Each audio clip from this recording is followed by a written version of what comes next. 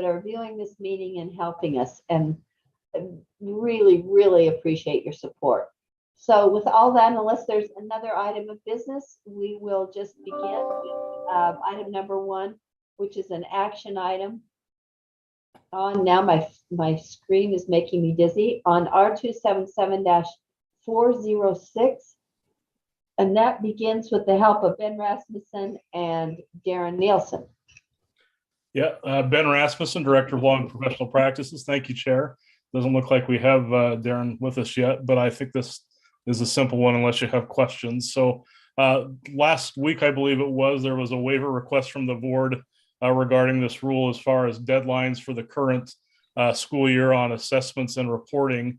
And what we're attempting to do with this rule amendment is just to confirm that for the current school year, and also to give staff the flexibility if it's needed because of the pandemic in the upcoming school year. So the changes are on lines 107 through 111, and it just gives staff the authority to make changes to assessment deadlines and reporting deadlines during this and the upcoming school year. Super helpful. Any discussion from committee members, questions from committee members? I see 0 questions or concern. Well, not necessarily no concerns, but I see no questions or no hands raised. So motion's in order. Actually, I do have a question. Can you just go back down to that part again on the draft? The new part, I guess, is that? Yeah. Okay. Yeah. Thank you. Okay, so the superintendent may waive testing and reporting deadlines established in this section and determine alternate testing and reporting deadlines. Okay, so it's not a shall, it's just may, and it's just for this year and next year. Is there like a time constraint on when she's supposed to announce those deadlines or alternatives? No, because it's not set that these changes will be made. It's just basically intended to give the superintendent or staff flexibility if there's a need to because of health conditions. Then if those needs arise, then we would figure out the details essentially. Okay. That's great. Thanks. Thank you, Natalie, for that question. Any other hands raised? Any other questions? Committee members? Then still a motion is in order. I can make that. I have a motion. Okay, Member Booth. I move that the committee approves R277-406 draft 1 on first reading and forward to the board for approval on second and final reading. Thank you. The motion is that the committee approves R277-406 draft 1 on first reading, forward to the board for approval on second and final reading. Any final discussion to that? Committee members, please vote. I see 5 votes in the affirmative, so that motion passes. Thank you for that discussion item. The next is item 2.2, services. This is a proposed amendment to R277-801. I don't see, and it is a continuation, amendment and continuation. So with that, I will turn the time to, I have identified Ben Rasmussen, Joel Coleman, and Dr. Leah Voorhees. Thank you, Chair. So the committee passed this rule out, I believe, in December and sent it along to the full board. However, leading up to the board meeting, there was some public comment received expressing concern about the changes made to the threshold for which districts would receive service from USDB in this rule. And so it was referred back to committee so we could talk about that further. There are 2 drafts for you to be aware of and for you to consider during this meeting. Draft 2 is the version of the rule that includes that change to the threshold. And we've clarified that in that it was originally proposed at 5%. Looking at the numbers, I think the request would actually be 6% if we go forward with that. And so draft 2 reflects that threshold would be 6%. If there are still questions after our discussion today and the board and the committee is not inclined to act upon draft 2, We've also prepared a draft 3 because we do need to take action on this rule to continue it. Draft 3 includes just the technical changes without the change to that threshold. So if the committee doesn't want to make a change to that threshold, wants to leave it at 3%, draft 3 would be the option for that. And so Superintendent Coleman's here to answer the questions you have about the change and why it was proposed. But those are the two drafts that you're looking at today. Thank you. Thanks for that explanation, Ben. Let me turn the time to, it's because it's committee discussion. Let's start with maybe committee questions, unless a committee member would like to first hear from Mr. Coleman, Superintendent Coleman. Chair. Yes, sir. I have just this morning, and perhaps others of you have also received some additional letters of concern. I have had 4 that arrived since yesterday's meeting, and I have a dozen or so from the last time that we were considering this. And I've received no letters in support of changing the threshold from 3% to 6% or 5% or whatever it is. So I think it would be helpful to hear from Superintendent Coleman regarding the pluses, because we're not hearing any pluses from constituents who are contacting us with their concerns about this threshold change. Thank you. I appreciate that thoughtful question. Superintendent Coleman, could we ask you to maybe respond to those comments? Sure, thank you.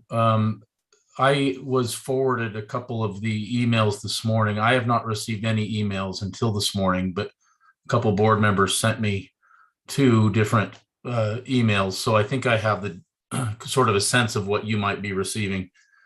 And maybe I'll just address some of the concerns I had with that, and for the record, kind of clarify some of the misunderstandings that might be out there. First of all, this I don't think would affect any of the TVIs that sent you letters. The TVIs meaning teachers of the visually impaired, who seem to be the ones that are networked and have most of the concerns here. But the emails seem to start with a statement, some of them, that Superintendent said, Coleman said back in 2018, he had no intention of pursuing a change to the percentage and so forth. And that's accurate.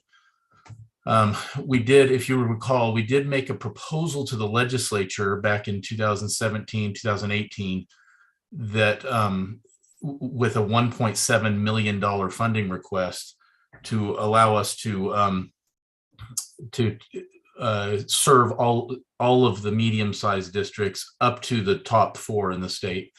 And that went with a recommended rule change to 5% at the time. And the legislature made it very clear to us that they were not interested in funding that additional amount. And so at that time I said, we are not interested in pursuing this further. That has not changed. We did not ask for this either. I didn't make this proposal, although some of the folks that wrote in were under the impression that this was Superintendent Coleman's proposal. This was a request by some of the districts that are just right near that threshold. And they came directly to 2 different board members who approached me and said, hey, if we look at this again, would you be supportive? And at that time I said, I would be supportive under certain circumstances. And we wrote those into the rule change. So number 1, that it would not affect any of the TVIs that currently work in those districts, or not just TVIs, but any employees of those districts. And number 2, that it would just be that USDB could help out a little bit more with additional services above what they're already offering. We would not, quote, take over any of the district services at all that they're currently doing, and they would have to continue to serve kids that way. So it was more of a flexibility thing where we could pitch in if the districts requested it, like they were. it somehow became about money. And I realize money's attached to everything, but we didn't, the way we wrote this, it wouldn't really require any additional funds. It would be if we could help out and they requested it, we had a little bit of extra caseload here or there that we could do so. But those districts retain all the responsibility for their students. They get the funding for those students, and they are responsible for compliance with IDEA and so forth. So I think there might have been some concerns that were overblown about that. The TVIs that have been writing to you and other educators do not represent the districts. And so those districts that have been talking to board members or staff members, I think they didn't think that this would be something where they needed to lobby. And I have not gone back to those districts and told them about it, because I'm not in a position where this is some hill that we need to die on. I'm just here to share with the committee what the effect would be on USDB and why we would support it if you did it. But this isn't something that we think is mission critical to our success. When some of the other things that were written in the letters, I won't get into all the details, but some of them were about jobs being jeopardized, or USDB not complying with IDEA requirements, or accusations that we don't provide data for our outreach programs. None of those things are accurate at all. And so for what it's worth, I am supportive. USDB is supportive of doing this because the impact would be very small, both on us and the districts. But if it's too politically charged, or if the board or the committee feels uncomfortable because of the feedback they've received from some teachers in those districts, then that's fine too. This is not something we proposed. We just, we're kind of, our position always is to support and help those districts as much as we can. And we don't, if this would have been something like they were describing, it would take a lot more money, and we would not be interested in requesting that from the legislature, because we know that they're not willing to do it in the first place. So I hope that is helpful to give some context and background there for all of you. It's really helpful for me. Thank you. Other comments or questions from board members? Member Hymas. Yeah, I want to kind of share my experience with this because I'm one of those board members that spoke to an LEA that I represent, and they came forth to me with a need. And so we reached out, like Superintendent mentioned, that he had talked to a couple board members, I being one of them, and kind of explained what he did here today. And so it kind of moved forward a little bit, and just to see how things would go. We have received some negative feedback, with I think is interesting that the majority, if not all of the feedback, comes from district staff that would not be affected by this rule change anyway. I have not received any feedback from schools 3% or below who have said the USDB is doing this all wrong. I have not, even in the emails, I have not received good reasons not to. You've seen them as well as I have, and they're targeted towards, as mentioned, money, or almost aiming that it's a power trip. And in my mind, as I'm reading these, I'm thinking sarcastically, of course, how dare the USDB try to go out and help kids, right? And that's what the aim of this is. And yeah, I take some investment in this because I represent a district who is reaching out for help. And so when people or individuals are saying, well, we don't want it, you need to understand that there are people who want it, and there are children who need it. And Superintendent Coleman says that this is not mission critical to the success of the USDB, but it is mission critical to the success of many of our students. And so those are my thoughts. And I see another hand up, and I'm happy to make a motion once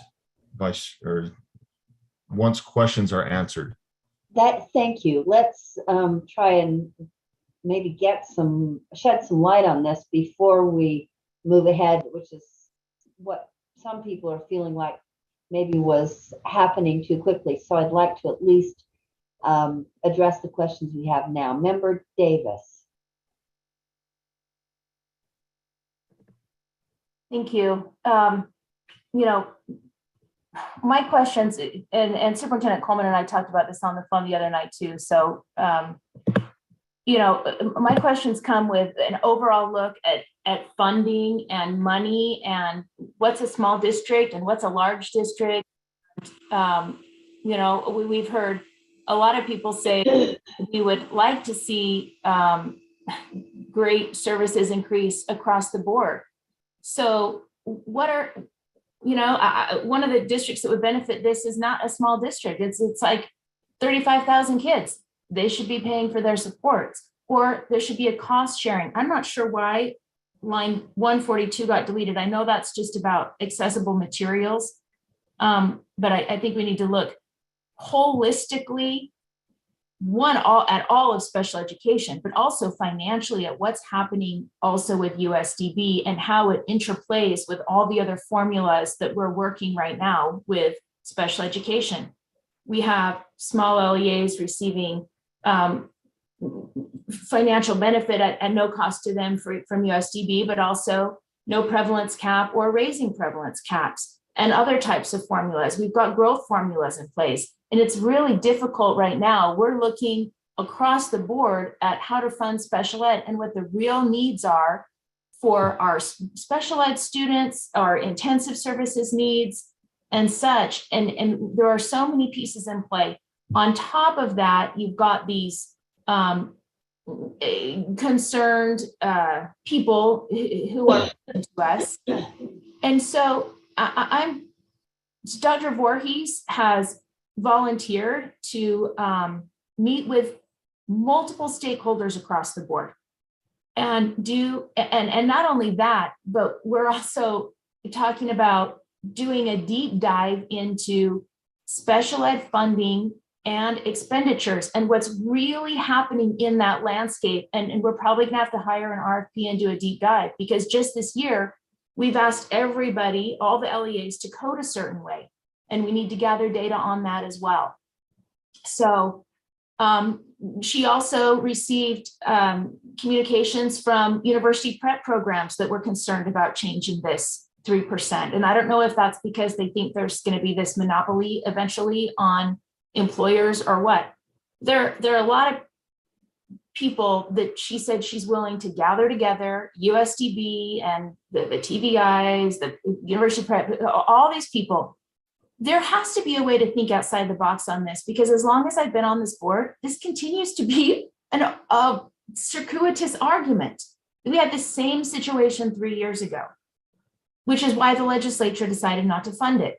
So I'm just at a point where I'm saying, let's get all the players in the sandbox and think outside the box and find some alternative solutions. Maybe we use something, there's precedent set for LEAs choosing to either contract with USDB or to bill USDB, like for the interveners, for example.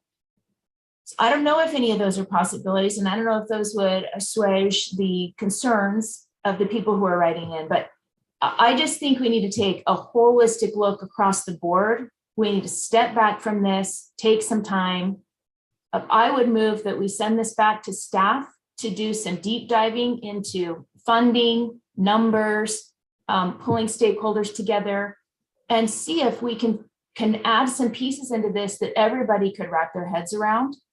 And there could be benefit for multiple people. And if we have extra money at USDB, then let's figure out not just an equitable cost sharing plan as in line 142, but an equitable cost sharing plan for all LEAs. Anyway, that's my thought. So I move to send it back and do a deep dive. And do you mind if we continue to have some, can I come back to you after we've had comments from any board members committee members who want to make those? Is that okay? Absolutely. Or we actually could have that motion on the table, but let's. We need a second. Do we need a second? On the committee, we don't. Member Booth? Thank you, Chair.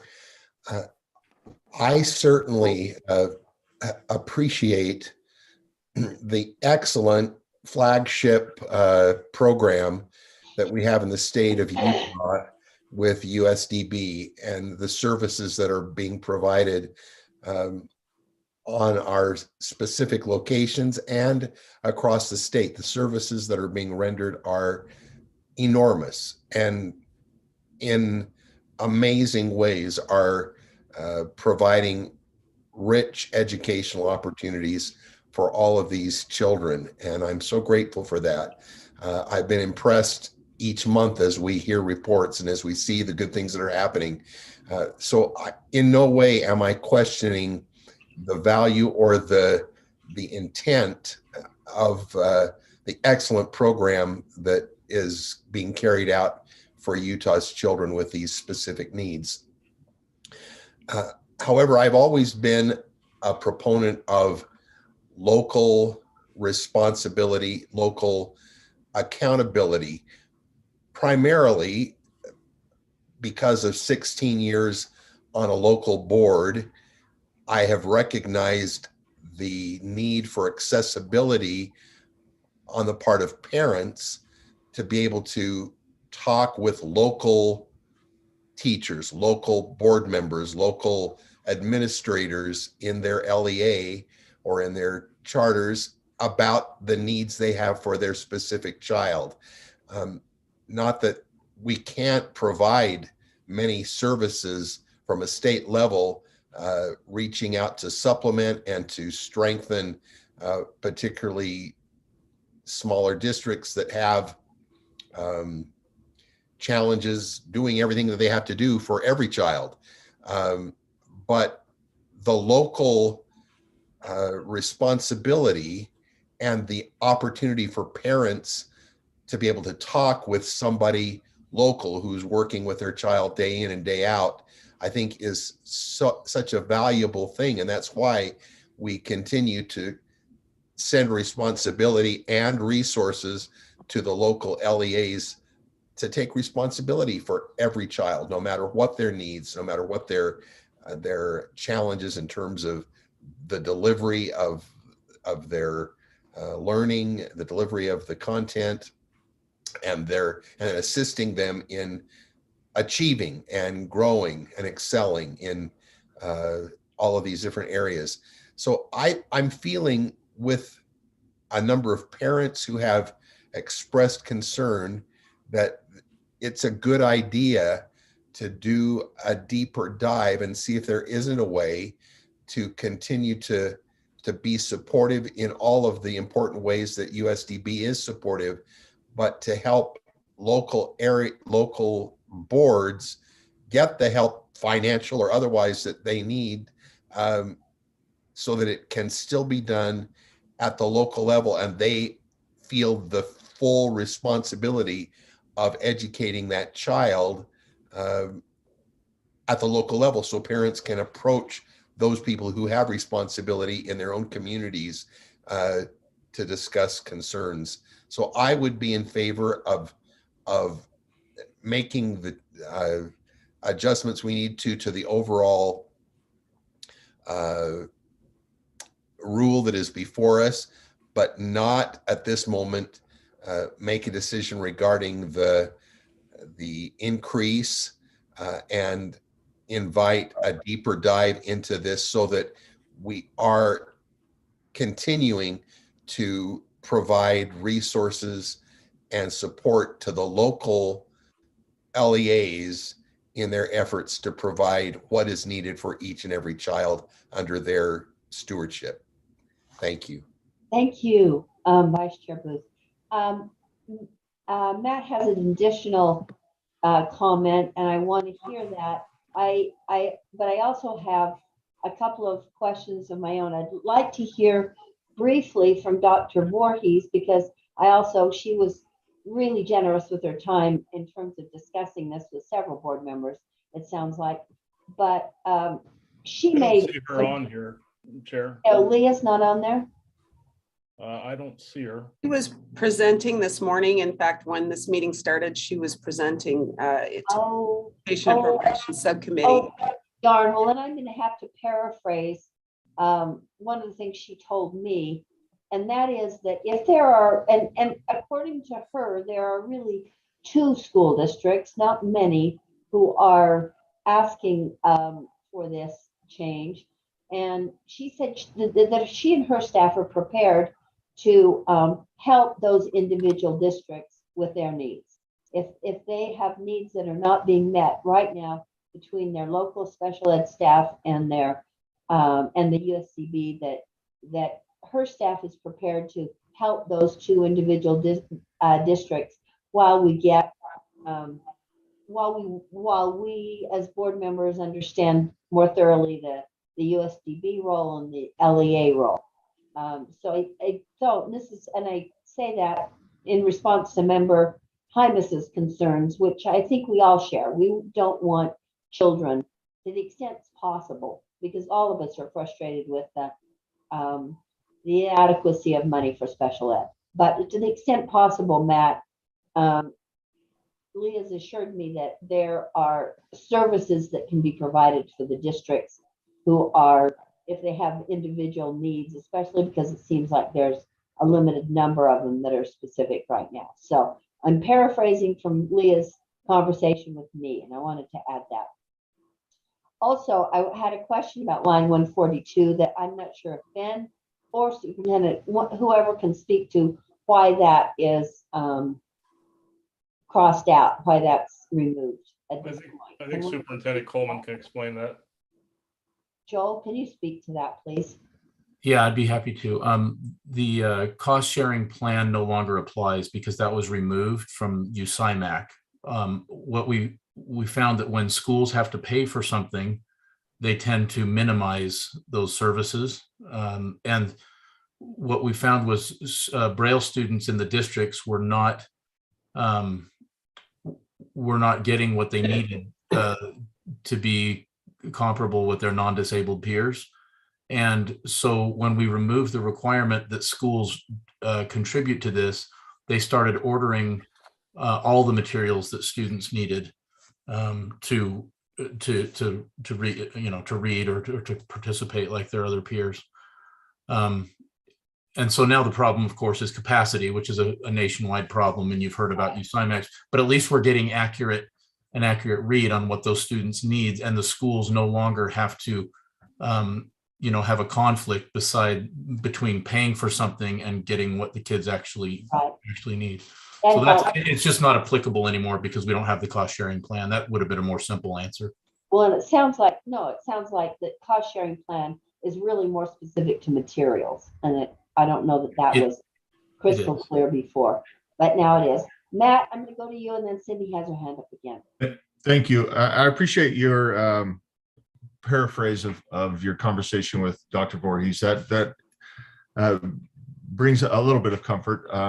Of course, I do believe that our USDB staff does a great job and can be very beneficial. But here's my comment is this conversation was brought up 3 years ago. Member Davis mentioned that it has been, and I don't know how long Member Davis has been on the board. 3 years. Okay. Here, how do we ensure that this actually happens? I don't want to be here 3 years from now on my last year on the way out. You know what I mean? And the same conversation happening. So I don't mind taking it. Amen, brother. I think it's worth doing, but at the same time, I don't want to just repeat this and say, well, we're just going to wait for this board to be gone and then we'll bring it up on another one. So how do we go about doing that? That's my question. And that's what I can support is actual movement on this rule and how we can best help these kids in our state. And right, not keep circling back. Thank you. Member Davis. I think we're in this position because the exact same solution that was brought up 3 years ago is being brought up again now. And, no, it's not the same.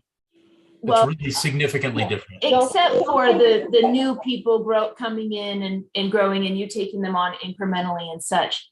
But the situation is nobody has gathered all of the stakeholders and really just said, what the heck is the problem? And let's think out the side of the box to fix it and really communicate thoroughly with all the stakeholders and also look at the money. Every LEA is going to want free money and free resources. But the reality is they're growing bigger and bigger, and they don't want to then contribute the special ed money they're already receiving to help pay for the services. I get that. I also get the big districts are suffering too. I just found out 2 days ago that Jordan District supplemented their special ed by $4 million with their general ed WPU. So I think we need to take a bigger look across the board and find something that's going to be sustainable and last longer term. So as you said, Board Member Hymas, we're not here 3 years from now. And this, part of what I'm saying stems from trying to take a look at special ed holistically, just even recently, and wrap my head around a ton of different formulas that are all interacting depending on different sizes of LEAs and growth and whatnot. I just think we need to take a holistic view, and I don't think it's been done. I don't think it's been done, and I think we need to step back. We need to look at it financially. We need to look at it policy-wise. Are there ways to think outside the box? Are there ways to do a cost sharing, not just for materials? I appreciate that, Superintendent Coleman, that answer about the cost sharing for the materials. That's really helpful. But we may need to look at what does cost sharing look like across the board for LEAs up above and beyond. USDB has amazing services to offer. So what's happening in the messaging that's, I just think we need to get some communicating going. Right. I thank you. And I've got to say one more short comment myself, and then Member Booth has another comment. And I want to come back to Member Davis's motion, but I am concerned. A couple of you have pointed out that it seems to be employees who are raising these issues.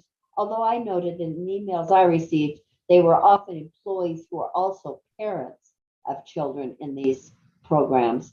But I do feel like in the situation we are in right now, where employees are golden, they're we are in need of employees, especially in need of employees in any kind of special education field. I really want to be as concerned and interested as we possibly can to what they're asking and saying. Granted, we're all serving children, but these employees are necessary for that purpose. So I really want to listen to employees, maybe even more than we would 5 years ago. We're in a unique situation.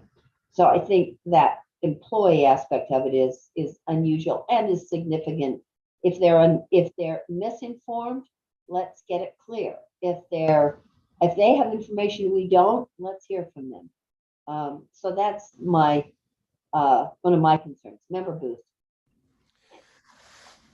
I wholeheartedly agree that we've got to get the information, and I'm ready for the deep dive, and I'm ready to find solutions rather than doing the every 3-year circulation thing. I mean, I am with Board Member Hymas, with Board Member Davis, with everyone that has expressed themselves today. We have got to make sure that these children's needs are met.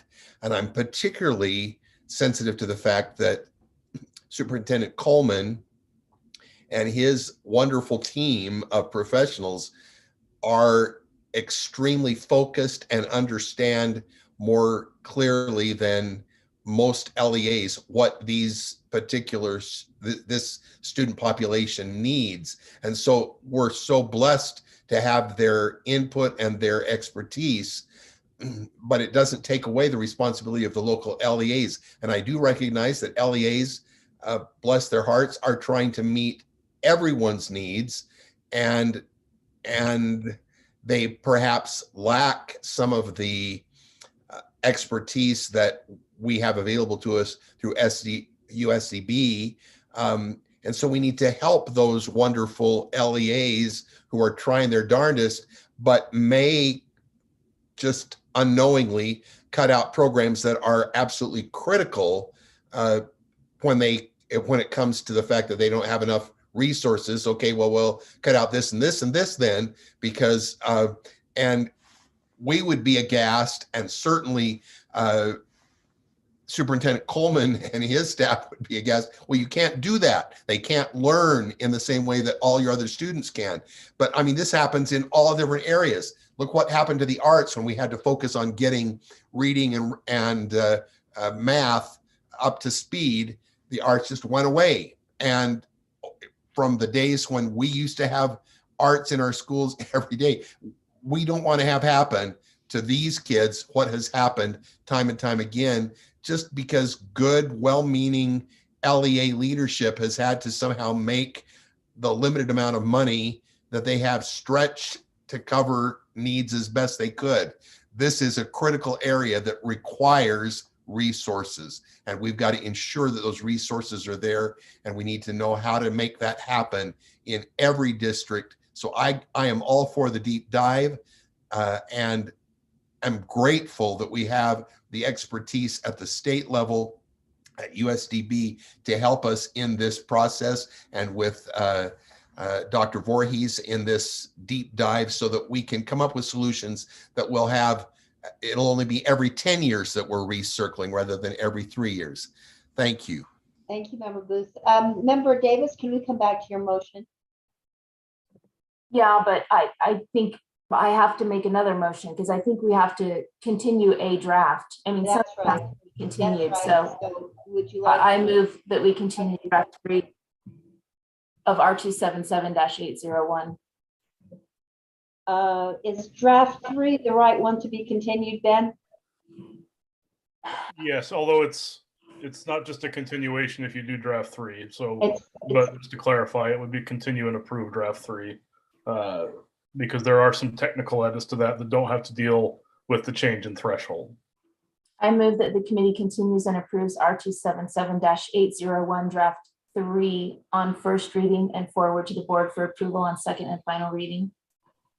the motion is that the committee approve R277-801 draft 3 on first reading and forward to the board for approval on second and final reading.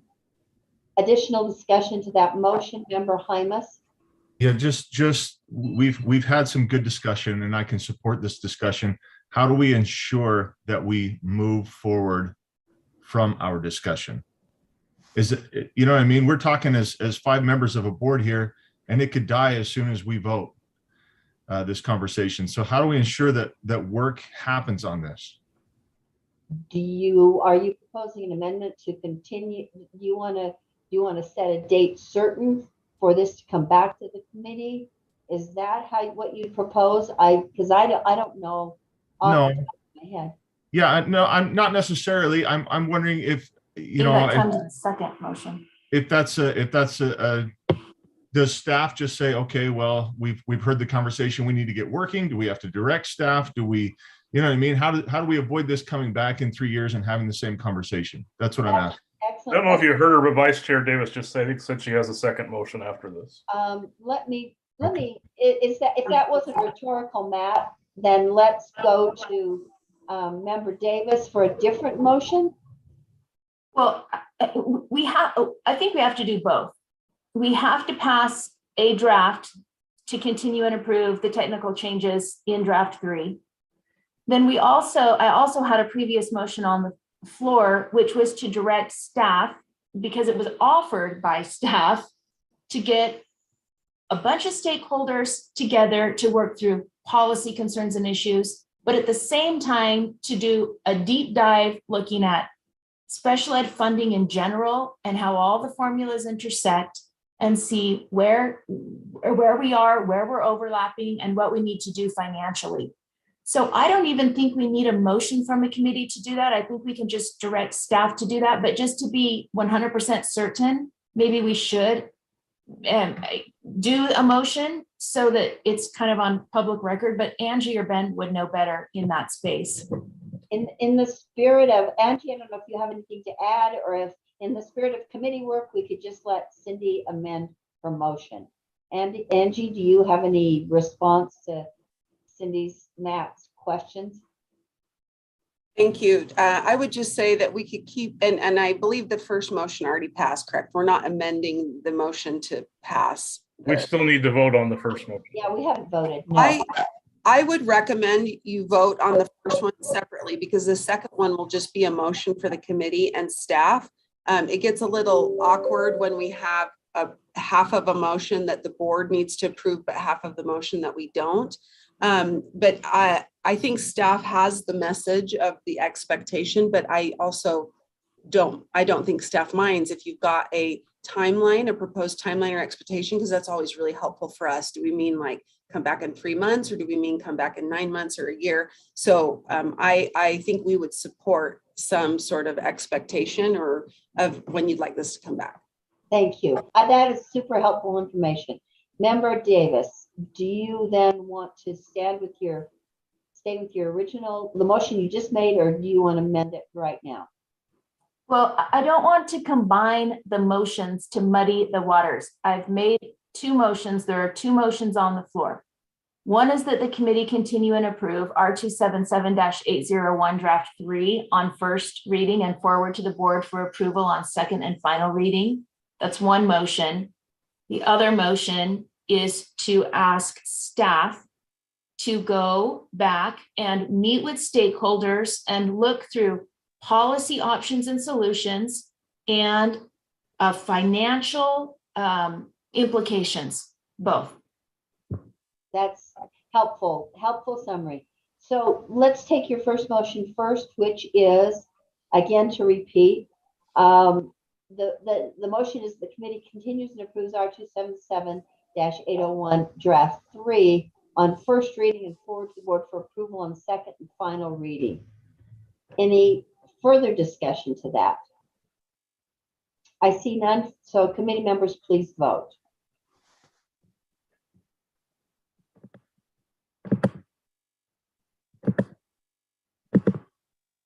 And the vote is, Cindy, I can't see your vote. She's a yes. Okay, the vote is 4-1 with member Hymas voting no.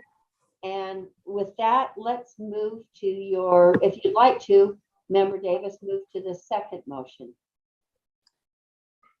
Have we got that accurate on the screen? Let me just read it really quickly. Do we need to add anything?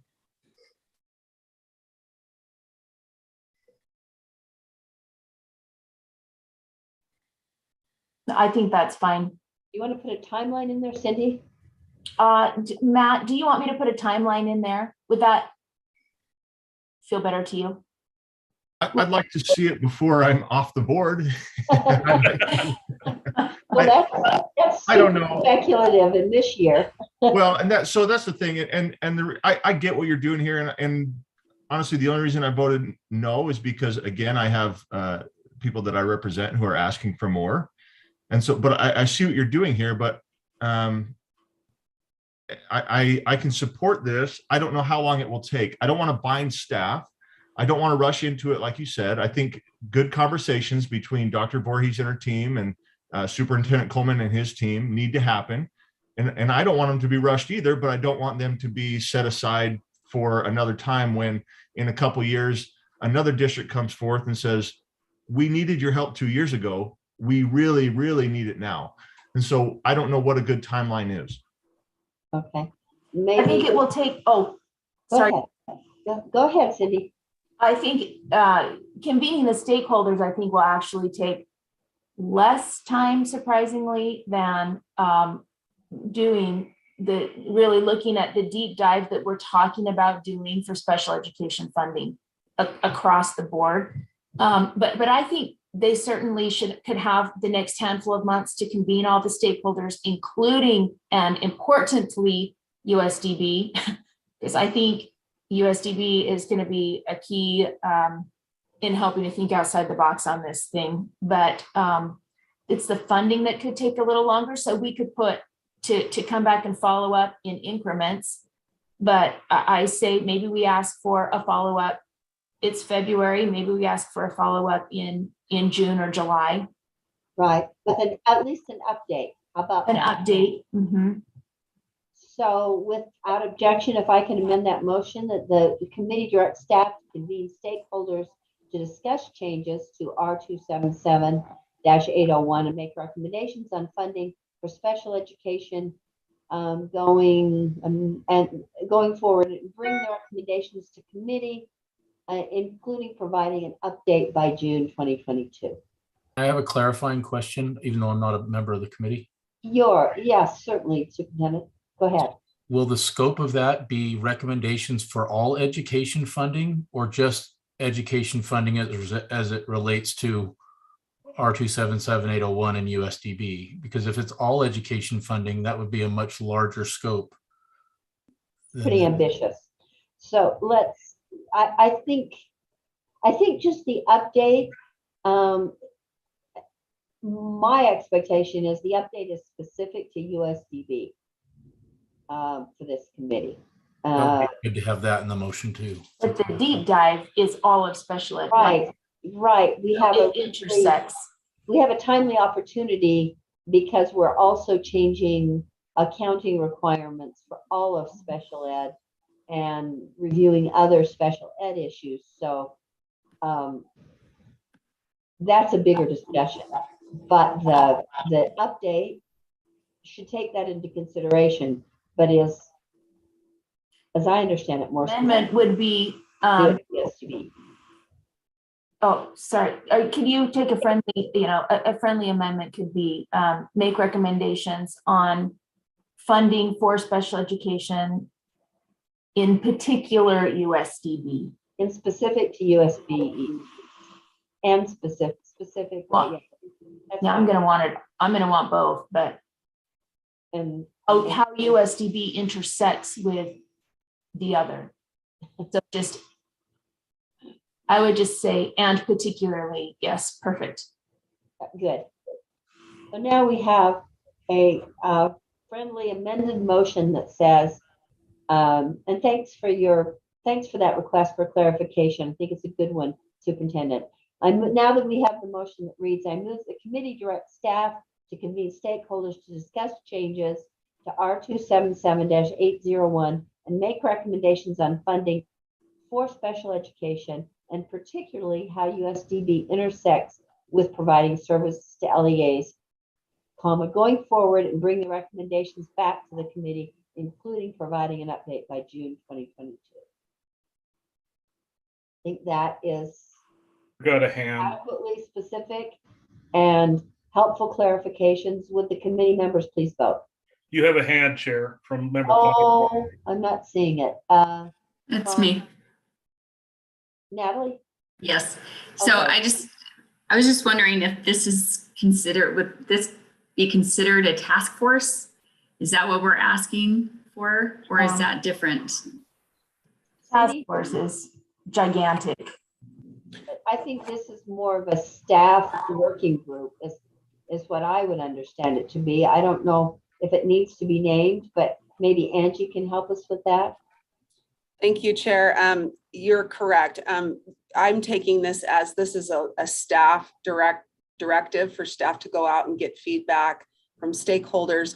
A task force generally is where you have a group of voting members, and oftentimes it's only board members, like 3 to 5 board members.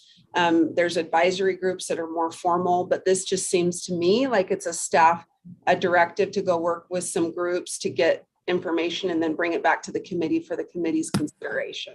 So I don't think you need anything more formal than this. Thank you. That's helpful. Does that satisfy you, Natalie? Yes. Thank you very much. Now would committee members. Wait, my hand's up. Oh, I'm sorry. I'm not seeing hands. I don't know what it is. Go ahead, Member Davis. Would you also consider it a friendly amendment to take out the words changes to? Because Yes. some of the feedback that we're getting has to do with parts of the rule that aren't necessarily just specific to the 3% change. So it just, just the stakeholders discuss R277-801. That I was actually thinking the same thing and couldn't bring that thought to fruition in the moment. So thank you. So now we have, let me just read it one more time, sorry.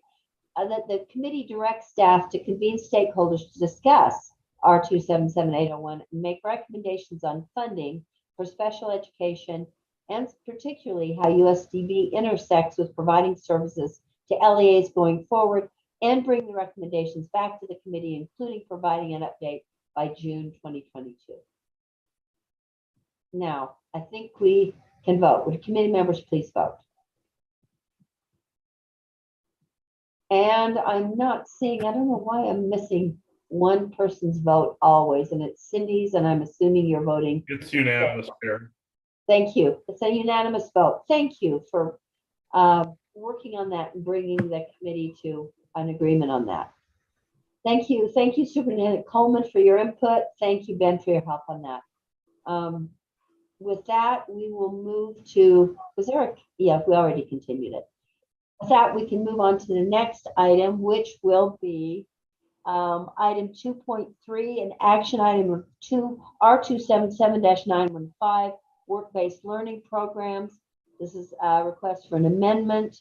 Jeff Van Holten, Brecken Hayward, and Talia Longhurst. We start with Jeff, is that correct? Yes, Chair, and happy Please birthday. proceed. Congratulations on the new granddaughter. I know, I'm so happy. Thank you. Thank you. Always exciting. And we're going to be speaking to draft 4 for the board members. There was a draft 4 that was posted that made mostly some technical corrections and took out a couple of lines when we went before USSA and USBA on Wednesday, which we do on the Wednesday before board meeting every month, kind of review the rules with all of them.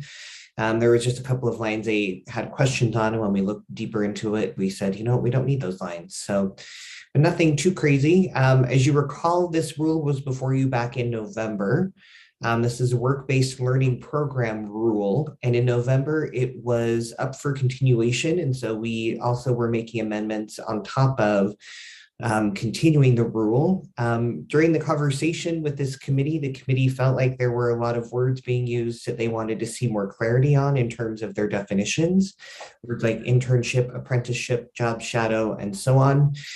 So you'll see throughout the definition section, we have added a whole host of definitions that hopefully provide the clarity that this committee was looking for in terms of what types of experiences this program is getting at and funding. So that is one big addition, and then we'll jump down to the other end of the rule for the other big addition from the last time we were before you, and that is the funding. Yes, thank you, Ben.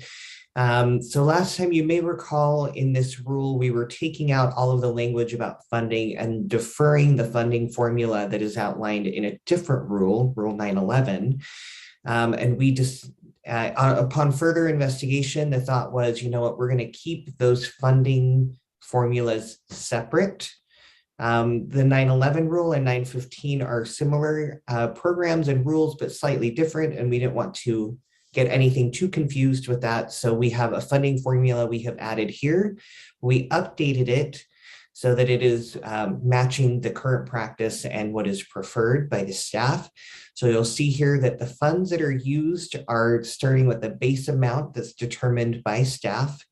And then each LEA receives a plus amount on top of that that is connected to their head count, a proportional amount to their head count. There was an additional piece in there for success. An additional amount would be given if you were successful on the standards determined by staff, and USSA pointed out that felt very nebulous. And what does that mean?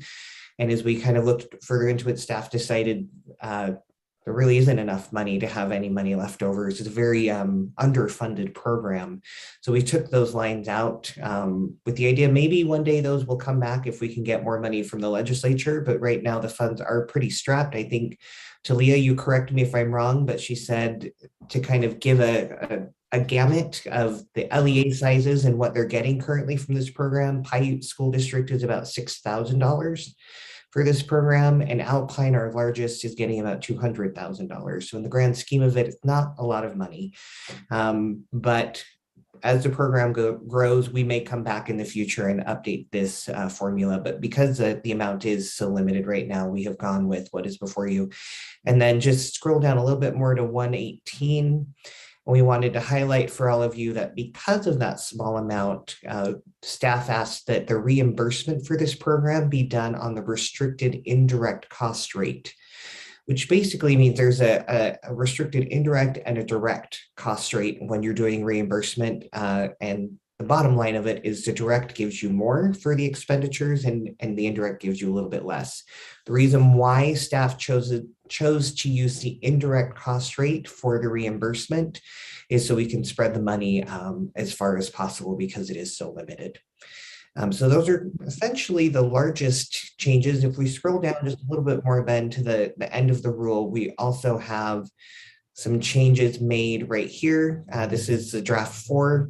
We updated the language about the different code citations. Thank you, board member or Chair Veer, for your help with that. And so we just want to make sure that the internship safety agreements code was brought into this rule just so that everyone remembers they do have to do those. So this is just kind of a reminder line, but those are the changes from the last time we were before you in November. Brecken and Talia are both online to answer any programmatic specific questions you have, but we'll toss it back to you, Chair Veer. Thank you. That was a great explanation. Thank you, Jeff. Committee members, do you have any questions? I don't see any hands, but yes, I do. Member Davis. Just a quick one. Special ed apparently is the theme this morning so far, but someone on the Special Ed Advisory Committee had mentioned to me once that they didn't think there were provisions in this for special ed students to participate, but I haven't seen anything in this that would preclude a student in special ed to participate, but have there been any conversations as to how to make the opportunity inclusive for students with disabilities?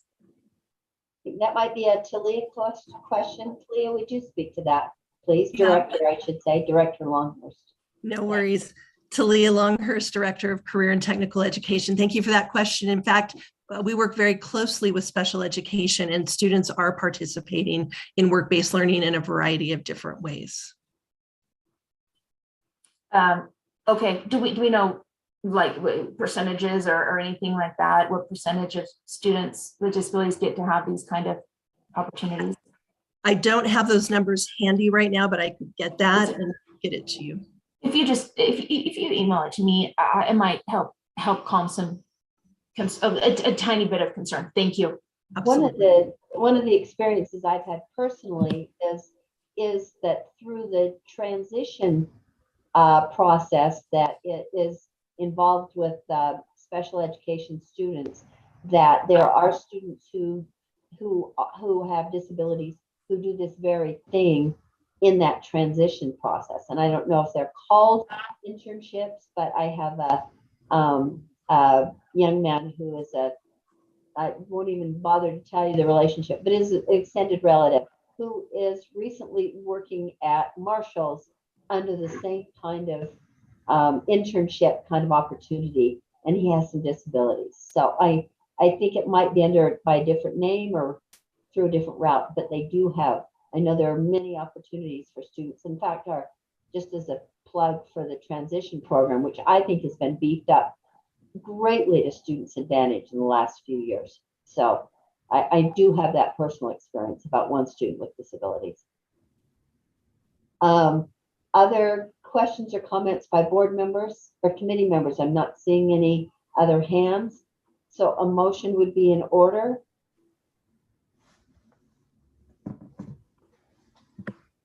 If you put it on the screen, I will make a motion. Thank you, Matt. Member Hymas. I move that the committee continue and approve R277-915 draft 3 on first reading. F4. That would be for Draft Matt. 4, thank you for that. Draft 4 on first reading and forward to the board for continuation and approval on second and final reading. Thank you. let me repeat the motion. We'll see if there's any final discussion that the motion is the committee of continue and approve R277915 draft 4 on first reading and forward to the board for continuation and approval on second and final reading. Any final discussion? I don't see any hands raised by committee members. Please vote.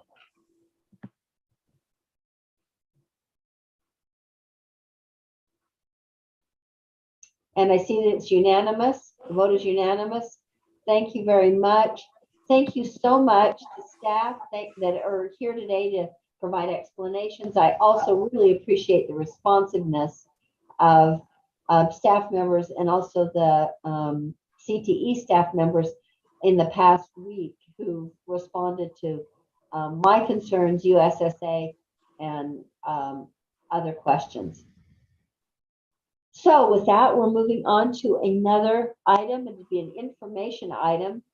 This is item 2.4. It's an educator licensing and preparation annual report for 2020-21. And we'll turn to Director Malia Height. Hello, thank you, Chair Lear. My name is Malia Height. I'm the Educator Licensing Coordinator for the State Board. And per our rule, we are providing an annual report to the board. Typically, this would go on the consent calendar at the full board meeting, but since this is the first time that we're giving this report as part of the new licensing system, we wanted to get some feedback on how much information is enough, how much is too much, and also be able to give you an update on some of the newer parts of the new licensing system. So as I am sharing this information, if you have a question or a comment, please feel free to interrupt. So then if we can go forward. So this is the rule that requires us to give the report, and the report is to include educator licensing, preparation, and equitable distribution of teachers. So we can go to the next slide. So these are the three parts that we'll talk about today. The first two are pretty self-explanatory. The last one is the one that perhaps requires more feedback, as it is not currently described or defined in board rule. So we can go to the next slide. So today, the questions that I would love, that we would love for you to consider while you see these data is what data are missing, what questions can we address, and what, if anything, is too onerous of data. I love data, and so I know I can dive in a little too far head first, and sometimes it turns a little more Greek than is helpful. So our educator preparation programs, we have 10 university-based programs in the state of Utah. We have 54 LEA-based Apple programs. And that means that this is the program that's taken the place of our alternate route to licensure. And so 54 programs exist at either one LEA or there have been several that have created a consortium. Each of our 4 RESAs have established an Apple program, and these Apple programs have to apply, they have to provide their model, or they have to provide their outline of how they're going to do it, how they're going to track everything, and they must be approved through our office in order to be a model or be an Apple program. We also have one USB-based program that is the Apple Special Ed program, and that is for anyone who's seeking licensure in special education, preschool special education, or speech language technologist. So those are our big programs we're going to talk about. We'll talk about what the enrollment looks like at each of those things. You'll hear me say EPP, and I know you love an acronym. EPP means Educator Preparation Program, and it includes alternate programs as well as traditional university-based programs. So if we can go to the next slide. So here we have the number of educators that are currently or were enrolled in the 2021 school year in each of these programs. And you can see that our third largest program is the Apple program. So we have more candidates that have enrolled in this alternate program than had previously enrolled in ARL. That to me indicates that we're reducing barriers to access these programs and providing greater support. One of the other things that's really excellent is you can see that the Apple program is the only program in the state that supports educators earning a CTE license area, which is kind of great. So any questions before we move on from this set of data? I'm seeing no hands from committee members. So I go ahead then. Okay. So in this slide, you can see the number of enrolled versus how many have completed. So completed means they've earned their professional educator license. In the Apple program, we had in our first year 156 completers that earned their professional educator license through the Apple program. And you can see that that with the exception of the University of Utah, everybody had fewer completers than the total number enrolled. And we can move on. Go you. Oh, wait, I see some Quick people shout out are. to the U. Quick shout out to the U. Go Utes. Yes, I do. These are the number of professional license that are have been awarded by license area. You can see that elementary is the greatest number of professional licenses at 2,000 that were awarded in that year, followed by secondary education, which is just over 1,700. These are important numbers to keep in mind because although we created 2,000 professional educators in the area of elementary, we also have almost 2,000 educators that are currently serving in elementary that are underqualified or working towards a professional license. And I see that Vice Chair Davis has a question. Yes, she does. Or comment. Go ahead, Member Davis. Chair Lear, do you want us to wait till the end, or can we ask if we have a question on the slide? I don't want to derail these people too much, but I think it's more relevant when you can ask during the discussion. So please go ahead. Okay, I'll try to make it a quick technical way. Could we go back one slide? And I don't feel derailed. Good. Well, I'll try not to get into the weeds. Sorry, it's the next one with the red and the blue. So, for example, the universities are some of the universities also Apple approved, or are the universities just university approved and then the others are Apple approved? Yes, so they are separate educator preparation programs. Because some of the universities are helping fill Apple requirements. Yes. But they're not authorized or approved. They're doing it for separate Apple entities. Yes. By Yeah. providing So, courses. Do you want to explain how that Okay. works, please, Malia? Yes. I fully understand. So if you're just doing it for me, I'm 100% on I board. don't. Okay. I would also like to know, I don't know if other committee members, but I'd like to know how they assist I'm with done. programs. yes. So each of the Apple programs works with one or more universities to provide coursework. Since an Apple program is an LEA, they don't typically have the access to provide coursework.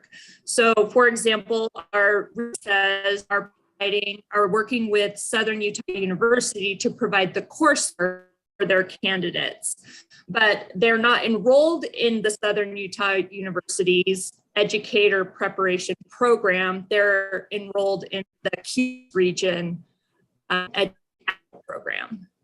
So they're taking courses somewhere, but they're enrolled in the Apple program, who's monitoring all of their competencies to ensure that they are meeting the requirements.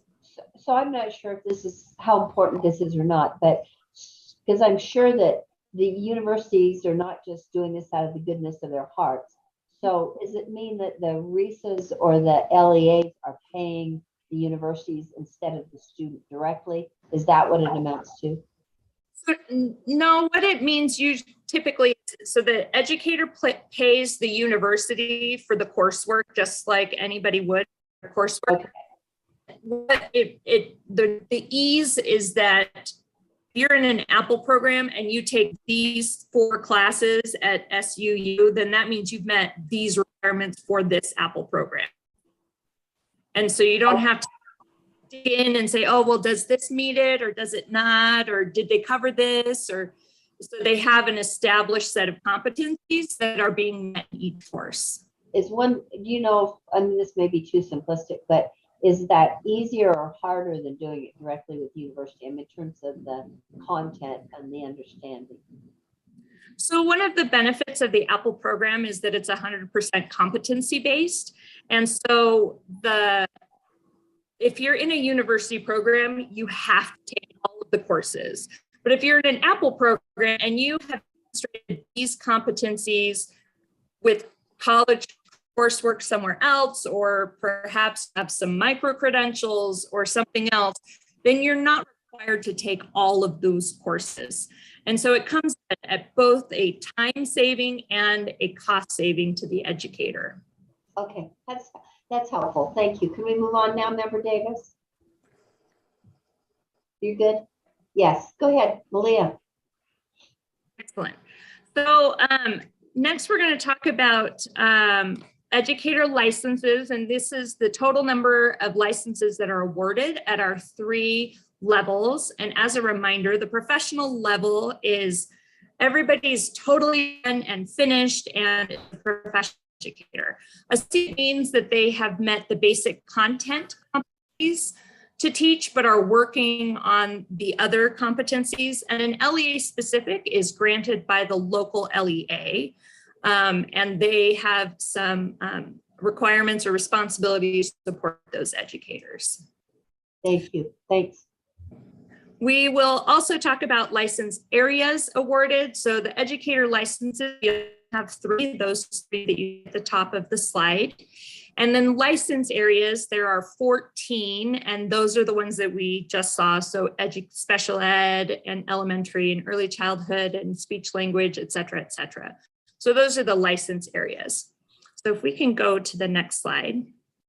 So last year we awarded just over 9,000 educator licenses. About half of them were a professional license. And then you can see the number of associate licenses and LEA specific licenses that were awarded.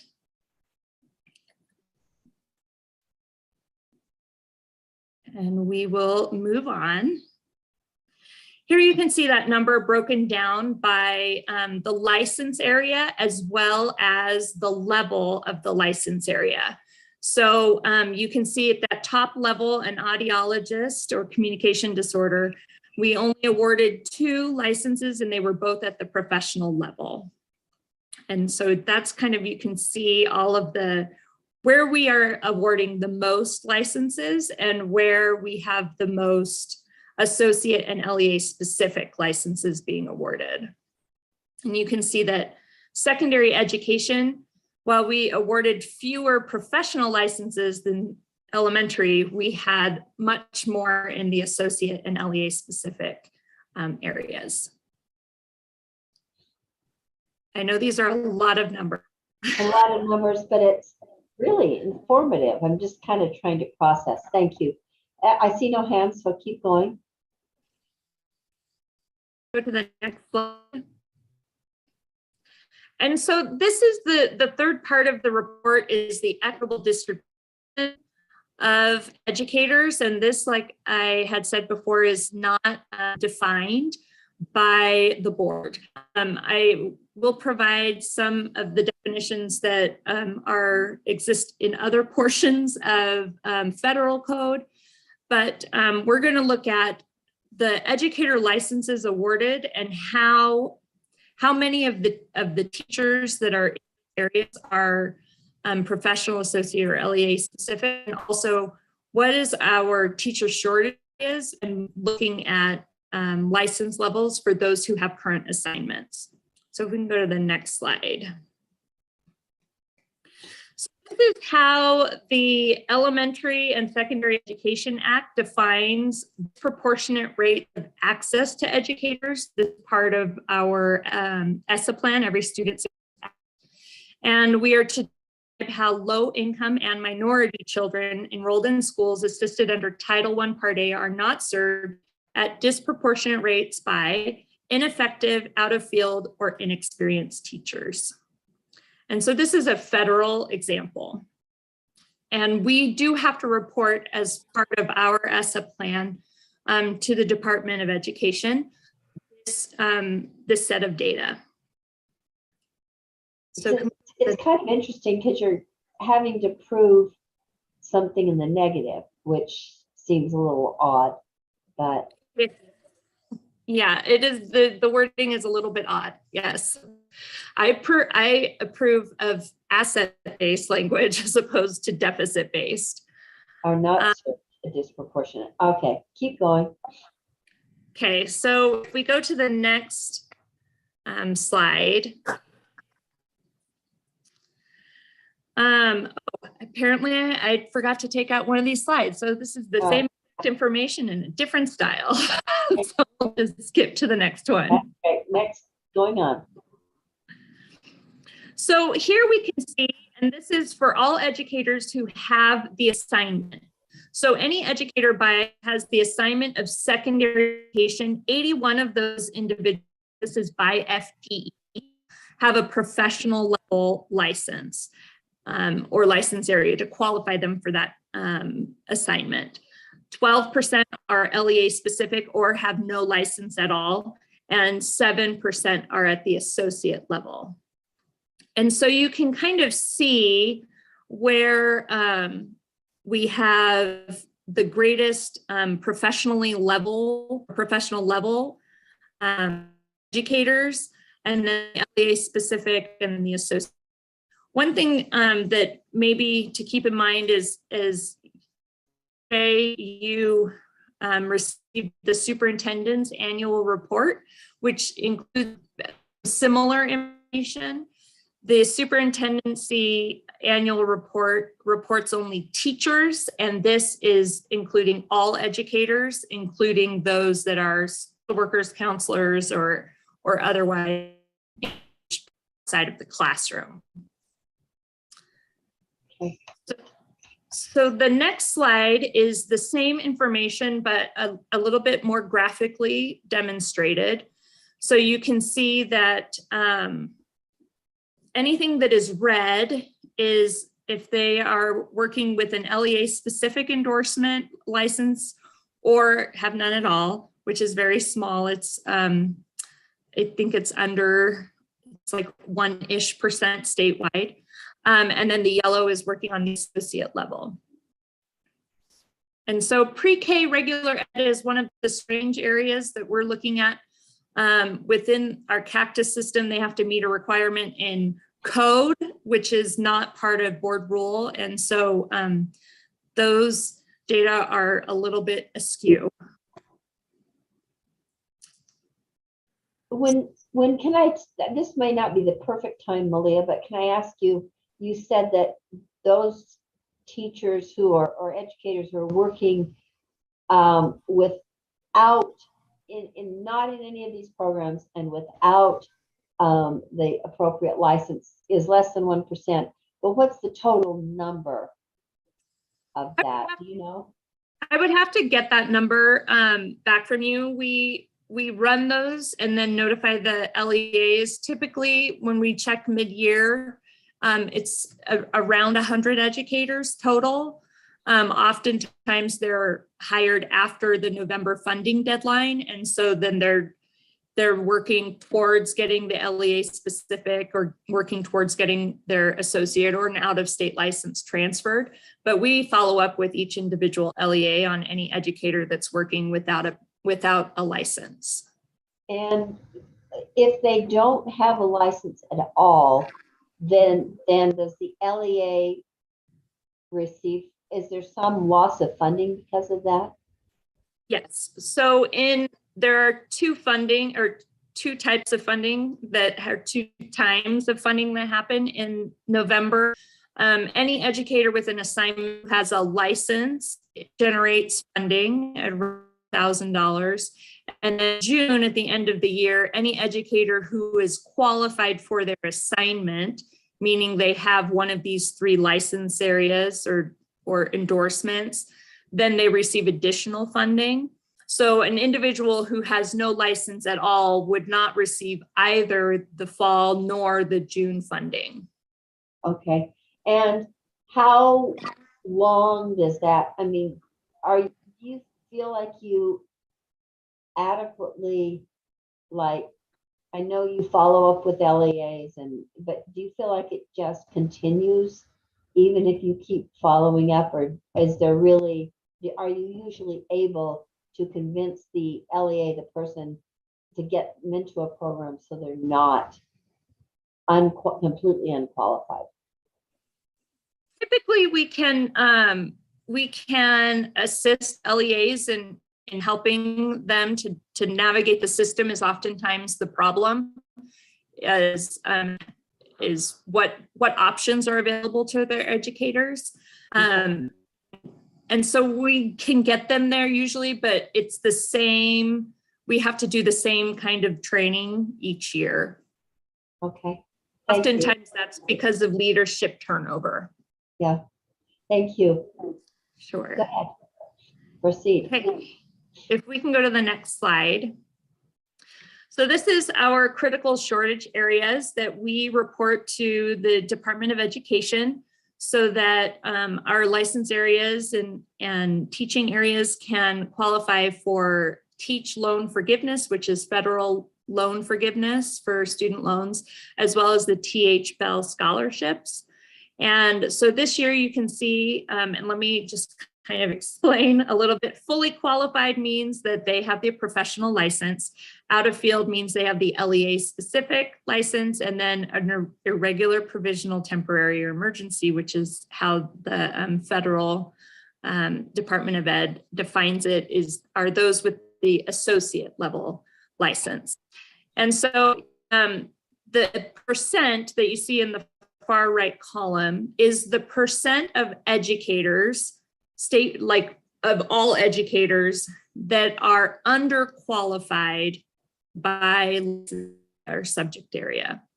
So 3.77% of our entire educated population are underqualified elementary education teachers. So, and that's a giant number. Usually we see numbers that are more like 1% or even less. Statewide, we have 14.56% of our educators that are underqualified. And so you can see the prevalence and then the order by which we report these to the Federal Department of Education. And so those that are critical shortage areas and shortage areas, any individual who's going into those areas would receive additional benefits to have student loans forgiven or receive teacher scholarships. Thank you. It's kind of shocking to me that health and PE and social studies, which used to be oversubscribed, are now shortage areas. It really is. I was very surprised when I worked these data out to see what really our levels of under qualified teachers are. And I think that it speaks more to the general teacher shortage that we have in education than any specific area. One more quick question. Are our numbers, you probably compared your numbers with other both states that are Western states and then also just the states generally, are ours pretty consistent, similar to those to other states? Ours are we have a higher number of educators that are underqualified.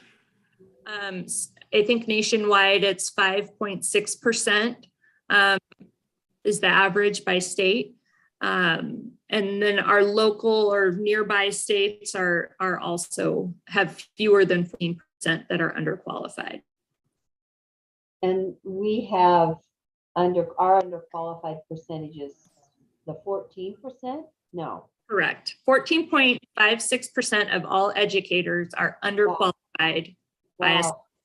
That's a big difference. Do you have any explanation for that? Is there an explanation for that? I don't know the total explanation yet. I think we're not producing as many teachers as we need, for sure. And I think that in general, the teaching field and education is not as desirable as other fields, I think, especially in the last 3 years during the pandemic. But compared to other states, those wouldn't necessarily, maybe the second, but the first one. Yes. This, I would say, and maybe this is a clarification, that these percentages have been reported to the Department of Education, but we don't have any other states' data on the same year. So I would have to go back and look at our previous years, which not report our critical teacher shortage area or data. So we would have to do some additional digging to figure that out. I just think it's 10% difference between states that are proximate to us is a really significant concern. Okay, thank you. Sure. Just keep going. Sure. So this is what Utah has shared as part of our ESSA plan, and this is 2018 data. But you can see that we're meeting those requirements of disproportionate that we talked about in the very beginning of this section. So you can see the Title I schools, low income and minority state status, both charter and district. And then the rates at which teachers are being taught by a qualified teacher or an inexperienced teacher or an ineffective teacher. And so these data, you can see that our inexperienced teacher, which Utah defines as a teacher with fewer than 3 years of experience, we have a little bit of discrepancy there from 45% to 23%. You can see the range of that. But an ineffective teacher, there's a 10% chance that anybody is going to have an ineffective teacher. So this is one of the options that maybe you want to think about as we consider how to define equitable access to educators. Mr. Hymas. Can I just ask what an ineffective teacher, how do you get into that category? So this relies on educator evaluation data. And if the teacher is rated ineffective in their educator evaluation. So it's not like we just pull up the end of your testing and say, no, you didn't do well. Okay. Yeah, this is based on evaluation data by their local administrator. And because charter schools don't have to use that evaluation system, do we have a similar report from charter schools? Do we have no reporting from charter schools? What does that look like? They have to report. They have to report an evaluation. They don't have to use the same system, but they do have to report an evaluation.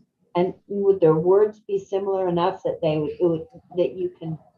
Yes, the categories are the same. It's effective, or ineffective. Oh, helpful. Okay, thank you. Go ahead. So if we can go to the next slide. So here's, I've kind of separated this into two different choice options. Is that we can look at statewide aggregate data, which is what I've provided today as our first option, or we can look at state and LEA level data. And that would provide a greater granularity and also help us to see what's happening at specific LEAs and also provide those data to each LEA so that they can see what's happening at their LEA level. After those two options, then we have option A and B, and this is the type of data that we would provide. Option A is to look at license level distribution by license area and our criticality index or teacher shortage areas, which we provided. And then option B would be to provide the qualifications for educators for low income and which is supported or reported in the ESSA plan. So at this point, I'm going to just sit back and listen to hear what kind of guidance that you can give us as to what definition or how you would like us to report on equitable distribution of educators. Even though this is not an action item for the committee, but is just a discussion. So we would be just sort of encouraging at this point or suggesting at this point, providing Yeah. feedback. And then you'll Correct. keep working on this, I guess, or refining Yes. it is my Yes. supposition. Great. Thank you. That's the last slide then for the time being. Oh, so apropos. Okay. Board members or committee members, both, do you have any thoughts about the definition or any further information or questions for Dr. Hyde? Mr. Booth. Could we go back one slide?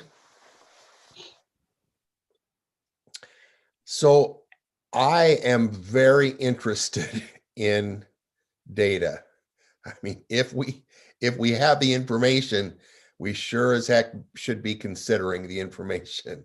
So especially when you look at the 14-15% level that we're looking at in comparison to what's happening around us. I think we've got to dive deep, and the fact that you've got the information, we need to be considering all of that. And certainly you and your limited team, you specifically, are on top of all this data, and sharing it, I think, can only inform critical decisions that we're making in this area. So I am really interested in option 2 rather than just the aggregate. I mean, we can certainly look, we got to look big picture sometimes, but this is a pretty critical, we're in critical times and critical shortages and critical issues that we're dealing that basically come down to children are not getting what they need unless we really analyze carefully and at a pretty high level of granularity what the information is that we need to be considering. And then I like option A and B. I mean, I just think we've got to have as much information as possible. And I'm so grateful that you've gathered this and that you can present it in a way that helps us see, because it's pretty easy to think, oh, everything is just great. Everything is just terrific. Well, as a matter of fact, it probably isn't. So it's nice to be able to focus in now on what it is that we need to be focusing in on. If I can just add to that, Randy, plus we have we don't have a slide on it, and it's not for discussion today, but we know that there is a gap in achievement between low-income minority students and non-minority, not low-income students. And it's a significant gap that doesn't seem to be, we don't seem to be moving that, changing that much, which is also concerning. Yeah. So that kind of plays into that too. Member Klein. Oh, I was just thinking about a comment I heard from a teacher the other day, lamenting about the long drive she had to make to get to her job in the snow and how early she had to leave in order to get to her school because she can't afford to live in the area that she teaches in. And so it's kind of the opposite. It's side of the coin from what you're talking about is, you know, we have a hard time getting good teachers into the more economically advantaged areas as well, because they just can't afford to live in those areas. And so it's harder for them to get there. So I think that there are issues on both sides that we need to look at. That is a good point. Other comments? That's not giving you a ton of guidance yet, Dr. Height, but some input. Any other thoughts about how to define this? Member Davis. So is this just how we're going to report this to the federal government, or are we sending it out to the world? Could there be any unintended consequences of breaking down to the LEA level? I mean, what's the final intended use? So the intended use is really to inform the board around what's happening, and also to see where are the opportunities for developing certain kinds of teachers. If the surprise this year was the number of elementary educators that were underqualified. That was something that has historically not been the case. And so that then triggers, okay, well, how can we get more elementary educators? And what can we do to provide support to them so that they can be professionally licensed? And those are the questions and things that we're trying to consider, and that's just at a state level. The only things that we're reporting to at the federal level are the option B, and it's statewide data.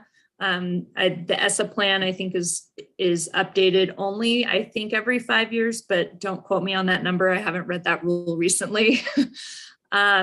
And so I don't know if there are any unintended consequences. Personally, I think that if you understand the data of what's happening, then you have a clearer picture of what might be causing certain things and help us to improve the system at large. Thank you. Cindy, anything further? Natalie. Is this moving in the direction of telling teachers what areas they can and can't go into?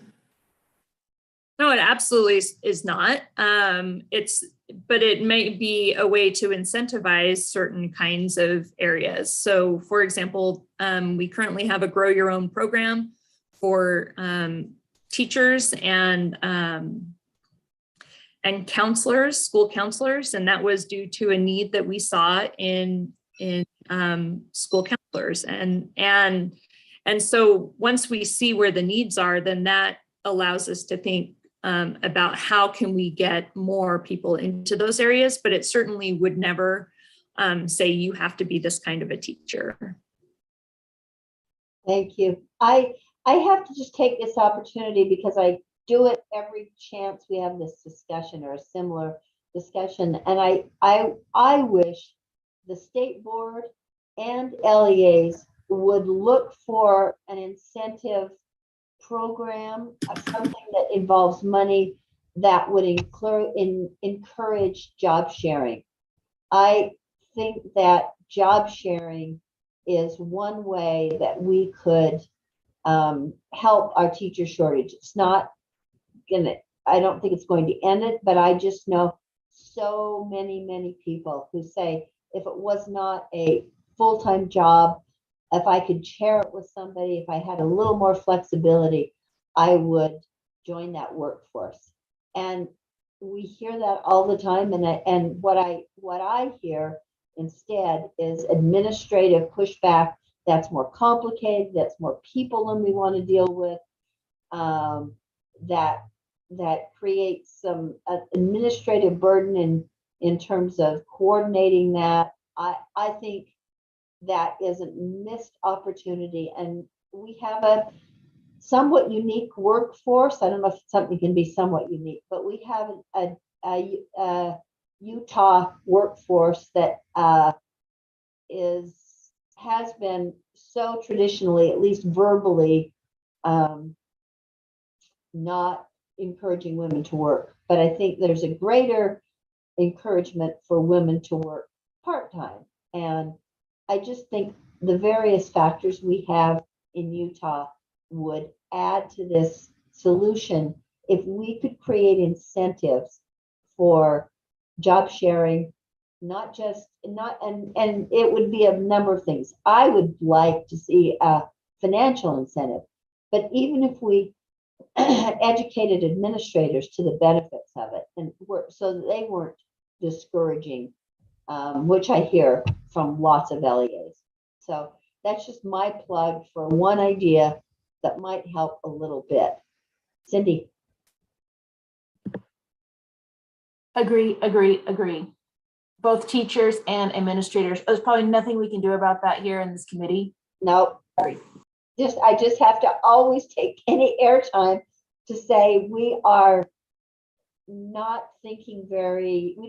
very forward thinking if we're not giving some thought to that and encouragement and finding a way to provide an incentive, not just to say, oh, you should do this or think about it.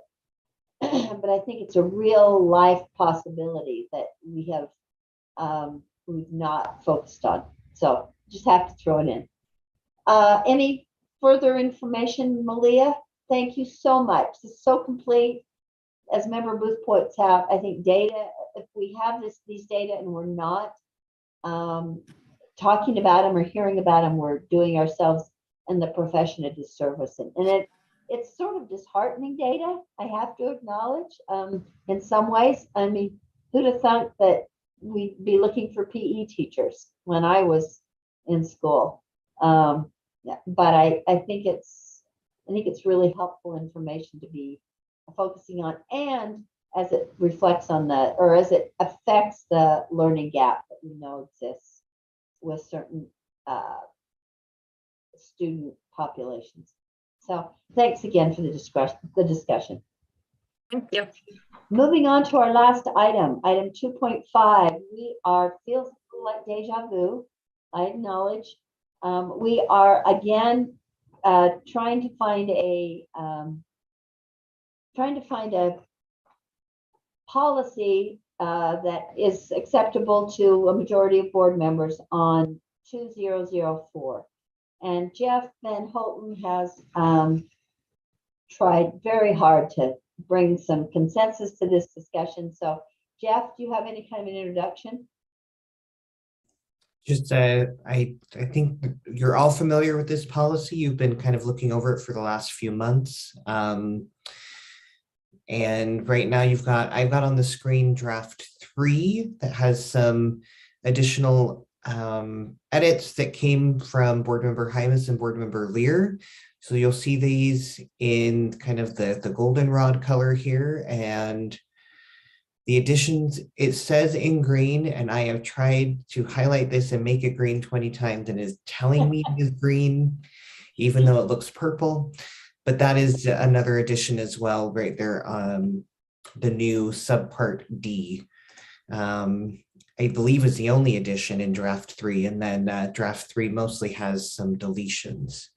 But with that, I'll pass it back to you, Chair, and we can have a conversation about whatever you as a committee would like to see in this policy. Okay, I've got to give much of the credit to Member Hymas, who I think the rest of us were sort of ready to give up. And Member Hymas had come up with some of these ideas before the last board meeting, but they didn't go out as widely as would have been ideal. So it's great to have him make some of these suggestions with some contributions by me, and maybe others, I can't remember. Member Klein. Do we need to make a motion to go off of this before I ask for amendments? Yes, so I think somebody needs to put this on the table. Is that right? Parliamentarian experts? Yes and no. You don't technically follow Robert's rules for your committee, so it's really up to the chair. Okay. Member Davis? were you wanting to make that motion or you had other ideas? I have an amendment also, so I Okay. in whatever order, if we don't need a motion and we can just make motions to amend, then we might as well save a few extra seconds. I am totally fine with that. So Member Klein, go ahead. Okay, well, I want to start out just at the top, where, well, board leadership, sorry, not scroll down. It's the one, what is it? 1B, right there, where it says, as determined by board leadership. I would ask that either that be deleted or that we add and voted on by the board. Because leaving, well, and I'll just tell you what my reasoning behind that is. That puts board leadership as the judge, jury, and executioner, and there needs to be a balancing of that, a kind of a check on that power, so that it's done properly. So I would make a motion to strike that. Choose. You want to Or strike that? actually, we'll do the other way, and we'll amend it to add and voted on by the board. And thank you for that idea. I'll speak to that because that was one of my additions. My feeling is that this is not, this is a decision, an administrative decision or an interpretive decision. That if the board had to vote, not for any discipline of a member or not for any sanction of a member, but rather just to determine if what a member did placed the board at risk of legal liability or defamed the board or staff or promoted in that we would be voting frequently, and it's really a more technical, I feel like, decision that board leadership should be able to make with the assistance of the AAGs, rather than it's not always a voting matter to decide if someone was defamed, or a voting matter to see if there's legal liability. It's more of a informed decision-making and technical decision-making on the part of board leadership, which is why I wanted to put a decision maker in there rather than allowing it to be a majority vote kind of a decision. So that was my reason for putting it in there. Anybody else want to speak to that motion, or that it is a motion by Member Klein? And Natalie, you made that motion. You spoke to it once. Let me see if anybody else wants to speak to it, and I'll come back to you. Member Davis. I mean, personally, I'm fine with it because it takes pressure off of the poor schmucks who are in leadership, right? But you have to also know what you're getting into, because we get lots and lots and lots of complaints about board members that we have held. So all those are going to be out, and votes have to be taken in the public. I'm just saying. I'm fine. I'll support it if that's what you want, but just know that's what you're asking for. Thank you. Member Hymas. Yeah, I feel like we've already voted for board leadership. We've put them in a position to act as leaders. And I don't want to use the word feel here, but I trust that board leadership is not going off of their own emotion. They work with AAG, they work with people to come up with what's best for the board. It's not like, you know, if something negative is said about, let's say Vice Chair Davis, she goes back and say, oh, we got to remove this member, right? Or they attacked my friend. We're held to a professional standard. And quite frankly, I don't even know if any of this is going to be relevant anyway, right? Or needed anyway. But I look at this as saying, as determined by board leadership, as them doing their job and saying this puts the board at risk. And we need to look at this in a professional / legal manner, not a this hurts my feelings or any other sort of personal matter. So that's where I don't see the voted on by the board as a need as well. And then to piggyback on what Cindy is saying, I don't want, our board meetings are already long, and I don't know if I don't want to add a couple hours on. And quite frankly, I don't know if I want to hear the complaints about me, if I'm honest. So anyway, that's my piece there. Natalie, I withdraw that motion. okay, we're going to move on to the next. Does somebody have a different motion?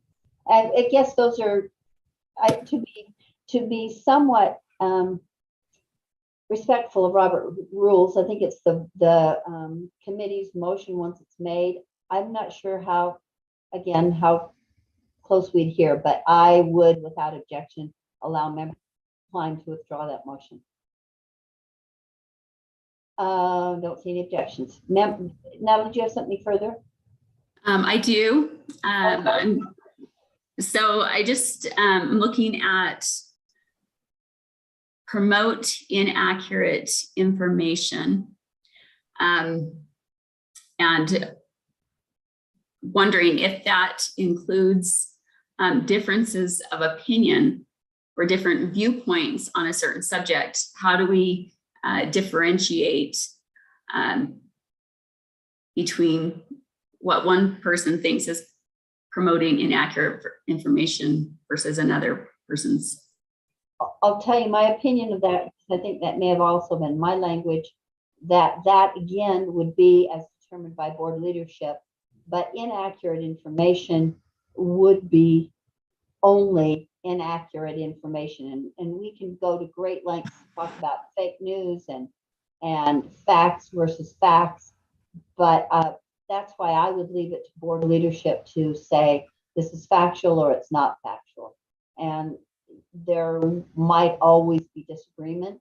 There used to be facts and non-facts, but nowadays not so clear. So I would be comfortable leaving that to board leadership, but it's not intended to be opinion. It's intended to be informational. Okay, so I guess my possible amendment would be to add the word intentionally or intentionally promote inaccurate information. Because I think that there is a difference between intentionally doing it versus, maybe somebody was just off on their information and it wasn't intentional. It's pretty self-explanatory. Member Davis, thanks for that. Member Davis. I just think it's impossible to determine intention. Information's accurate or it's inaccurate, but I don't think it applies to opinions. Like, I think this thing, would be bad for kids. I don't think that's inaccurate information. But if you say, half of our licensed teachers are not actually licensed. And the reality is only 10% are not actually licensed. That is inaccurate information. So I think it's a difference between opinion, but I would certainly not add intent there. Nobody knows anybody's intent. Thank you. I think it's just a matter of if there is inaccurate information and you're given that it's actually 10%, that whoever's saying it's 50%, that there's a responsibility to just say it's 10%. And that's easy when it comes to hard facts like that, but where it gets tricky is where it's, it's not just cut and dry numbers kind of thing. Which is why I'm comfortable leaving it in the hands of the board leadership, and also feel there's an aspirational element to this policy that I would rather have a stronger statement than modify it with intentionally and then have a double sort of analysis that's required by board leadership. And So I would prefer not to have intentionally, because I think we can try harder as board members to be accurate and back down. And just let me finish. Back down if board leadership calls something to our attention. Go ahead, Okay. Melanie. And this is So I'm going to change my motion and see if you like this language better. Instead of promote inaccurate information, how about willfully sharing disinformation? my personal feeling is that's is sort of like the statement that's not as right as you've ever been. All right. I think it's a little bit convoluted. I think it's just I guess my point is inaccurate information is somewhat subjective, just like these other things that I've shared or were suggested, is that it all depends on who you ask. well, Unless it's factual numbers in the data, that's something different. But just wanting to point out that it all depends on, and you say, you've got as determined by board leadership, maybe that should be in council with our AGs. and I think that was a given under that. I don't know that we can qualify it with phrase in here. Okay, so I withdraw that motion. Okay. I'll just keep going unless somebody wants to jump in. Cindy had something. Let's turn to her first. Cindy?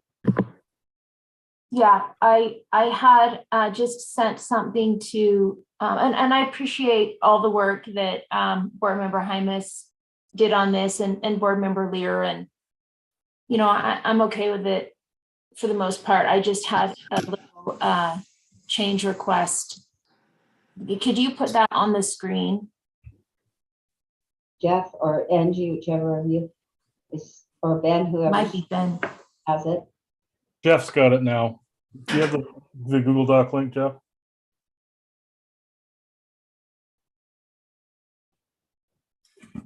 Thank you. Director Van Holten. Not seeing anything yet, Director there.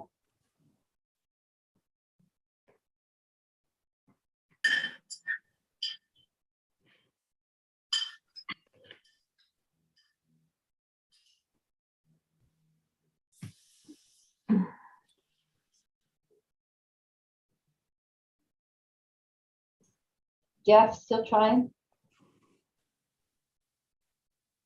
Do you not see the screen I'm No, sharing? We We're don't not see your seeing it. screen, Jeff. We're not seeing your screen, Jeff. I will stop sharing and reshare.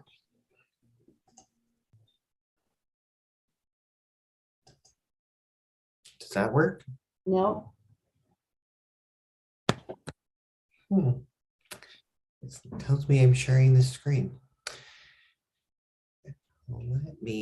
Let's try a different way. I apologize. All right. Thank you for doing this. Do you see the policy document now? Yes, we do. I can just say it while he's trying to find it. Okay, go ahead. People can, talk about it. The amendment was that I moved that in policy 2004, line 2D be added to read, a member is encouraged to accept participation requests and not block public commenters on social media.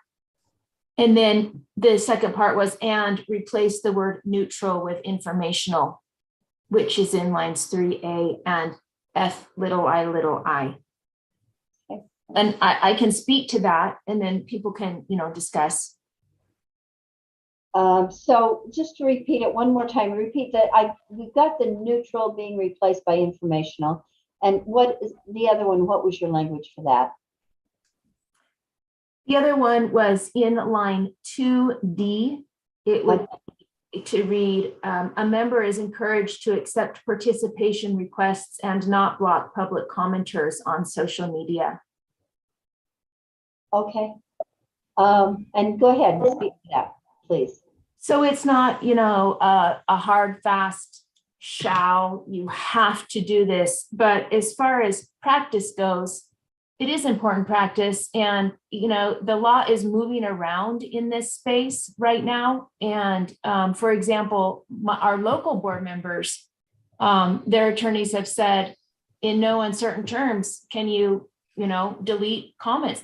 If you're going to talk about issues that are going to be on our agenda, on a social media platform, you have to allow diverse debate and not block that or not accept, friend requests or participation requests or what have you.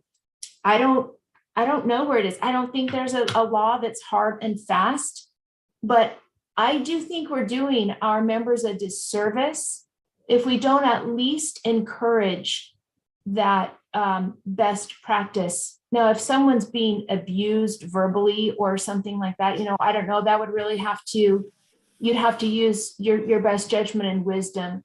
But if there is, just an exchange of thought with a variety of opinions, that tends to be important, and people feel that that's important. Trust me, because we hear about it. Okay. But let me say this: we're not going to be around 10 years from now. Different people are going to be here, and what are we encouraging in our policy that's going to create,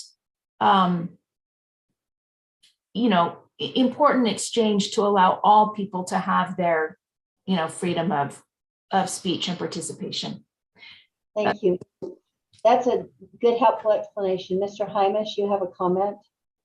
Yeah, I originally removed or sought to remove D from this, and I see that Member Davis is bringing it back. This to me kind of goes just kind of on an overreach, and I get that you're using verbiage, right? That a member is encouraged. They don't have to, but they're encouraged. But we see comments on social media platforms, and they go from 0 to 60 real fast, and it gets nasty real fast. And quite honestly, if I have people on there who are seeing stuff that I don't even want to be a part of, like I said, I get what you're saying, but to say no, you shouldn't delete or block things, that I have a difficult time with that. And so I'll just say that for me, and I know that we can accept this through vote or not, but to me, that's a little bit of an overreach. Thank you, Matt. Natalie? So case in point to what Matt's saying, recently the board received a screenshot of comments that were made in one of my posts, or that were made in the comment section on one of my posts by people that I've accepted friend requests from. I don't know them personally. I've never had any interaction with them.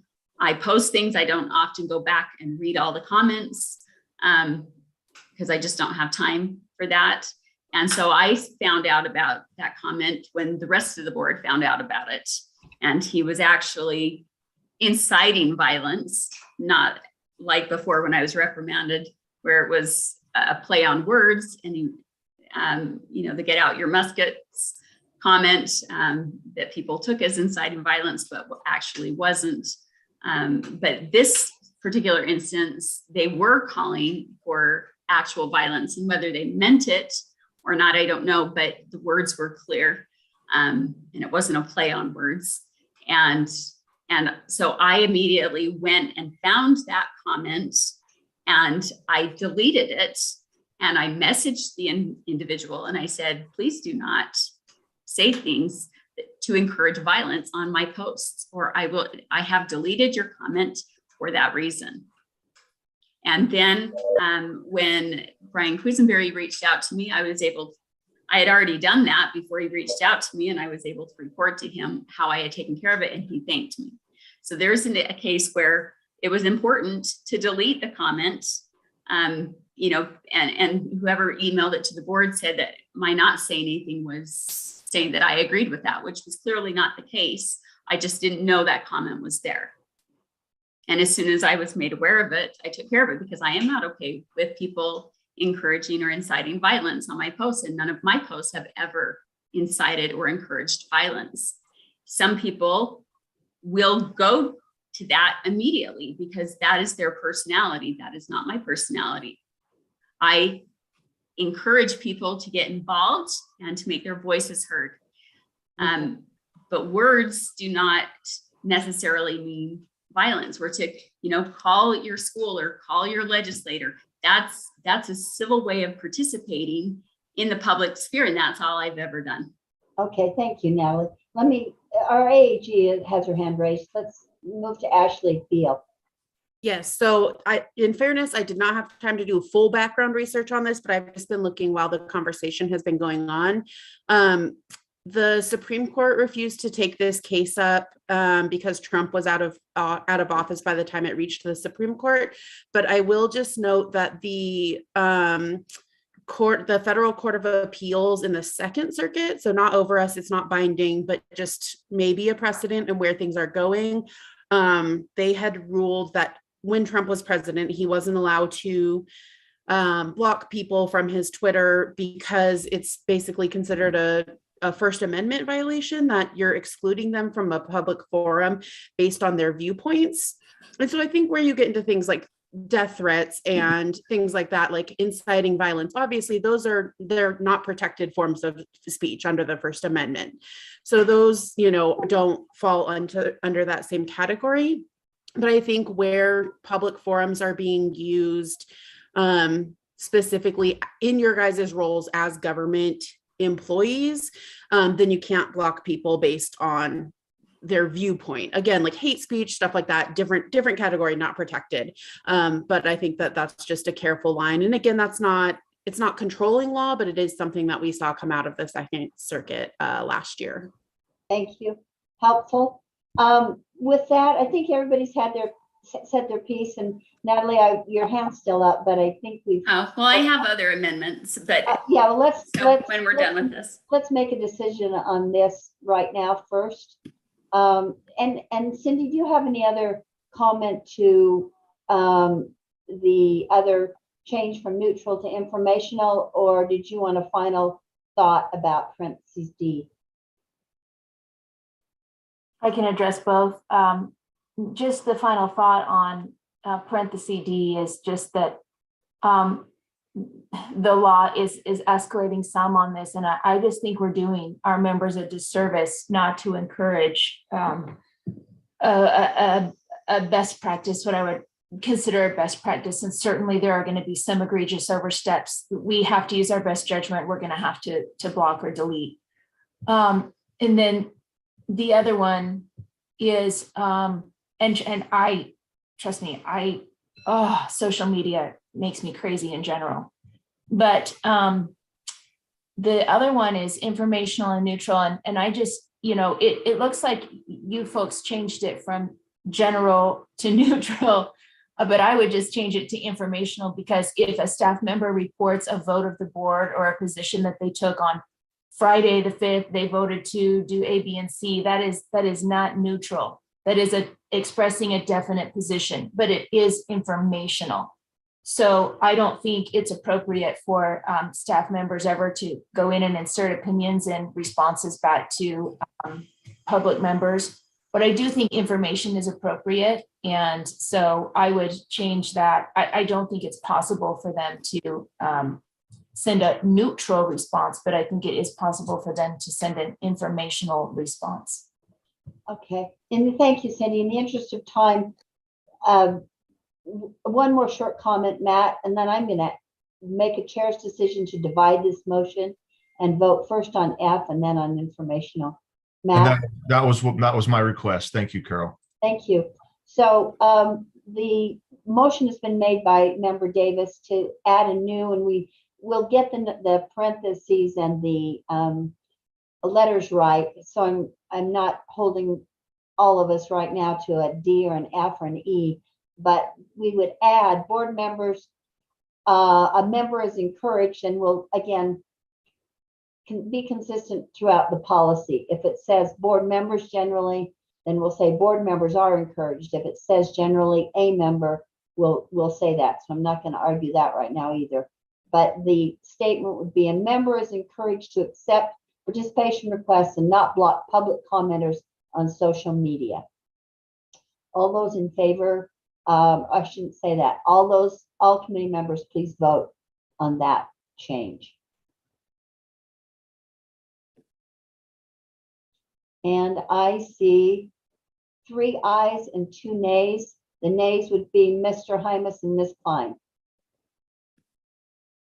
And so that passes on a 3-2 vote. The next suggestion or the next motion was to change general or neutral to informational under 3A. And that's a pretty straightforward motion. Would members please vote on that? Committee members, please vote. And that looks like it is unanimous. Thank you for the informational vote. And there's another, I think, neutral informational, also same issue on F, 2 little i's. If we're all also, if we can by acclamation, agree to that. Matt, yes, and you're going to a different issue. I do have just a quick help me on D. It's at the top of the screen, so don't move anything right now. 3rd line down, it says grandma or restricted federal law unless or until board such time. So we just need to fix that. It's bothering me. The board, yeah, it was bugging me too. That board needs to go. And I don't know if we need to make an amendment or just fix it. No, it's just I think it's just an editorial amendment. A non-sub amendment, as they say. Thank you, Matt. I meant to say that too. That was did you get that, Jeff? I think you did. I can't see it right in the moment, but anyone outside of the board may not share for okay. I'm just going Could we be referencing the law there? The grandma law? We can. I think these are board policies, so I think they're less formal. So I don't necessarily think that's necessary, but that would not be ever a bad thing. I'll make note of that. Thank you. Additional amendments. Cindy, were those all you had? Yes. All right, Natalie, what else do you have? Okay, up at the first B towards the top of the document. So I think 1B or 2B. Just make a mental note. Okay, up to the B, up to the which number? Keep going. So right there. Okay, at risk is there a definition for at risk? We don't have a definition in the policy. I would again refer us to the as determined by board leadership and in consultation with AAGs. I think that would be the definition of the explanation there. Right, then to E. Place board staff or individuals at risk or harm. So my question is, what kind of harm? Physical, hurt feelings, distressed, offended, uncomfortable? Again, that my explanation would be as determined by board leadership. I think it could be psychological, it could be mental. Nobody is limiting this to, is somebody physically going to be attacked? That's just very broad and makes it so anybody could, anybody's hurt feelings could then claim. I think it needs to be more narrow. And do you have a different word for that? I would put physical. Only physical harm? Mm-hmm. At risk for physical harm. Yep. That's the motion. Anybody like to speak to that? My personal feeling is it needs to be broader than that because this is an important role that members are serving in, elected to be in. But I also think that we're not, that board leadership can determine, because it's not just those who are elected, it's those who are working in their jobs. So if the emotional harm is significant as determined by board leadership, then I think that should be a decision made at that level. Matt?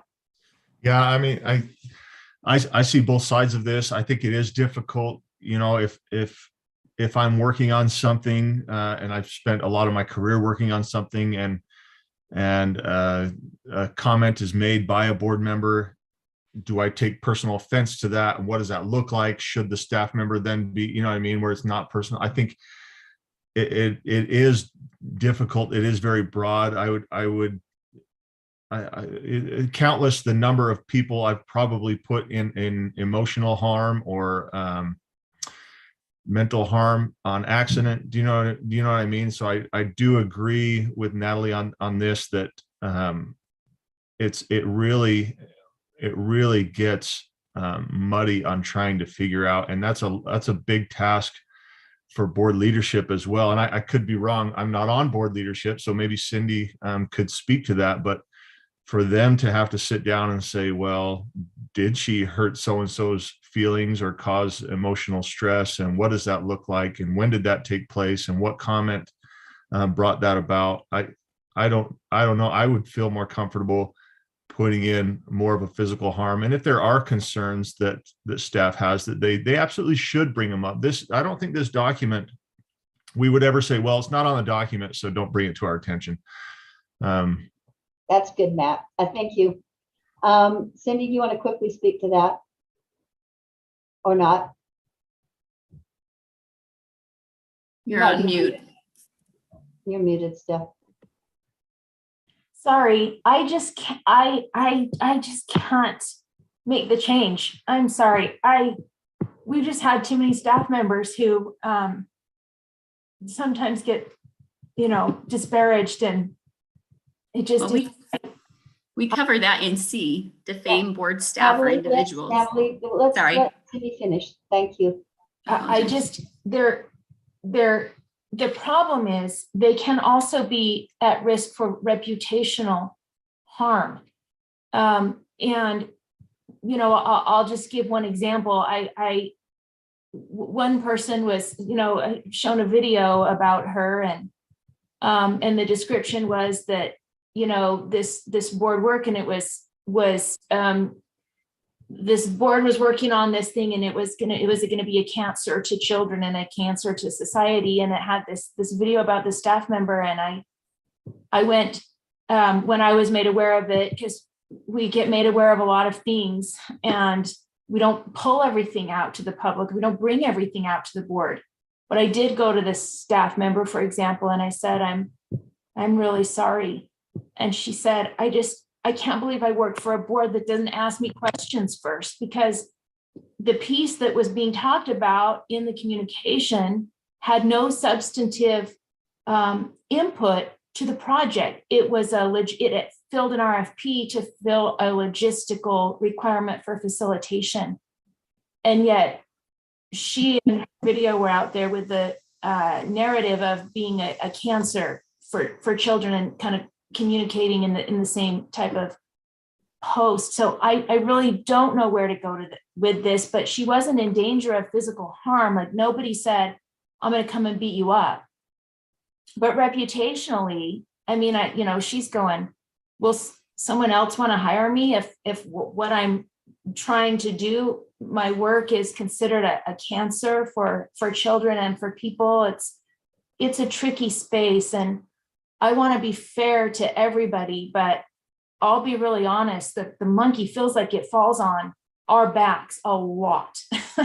And it's really hard to know what to do and how to react, and what to bring to the board and what not to, and who to apologize to and who not to. I don't know.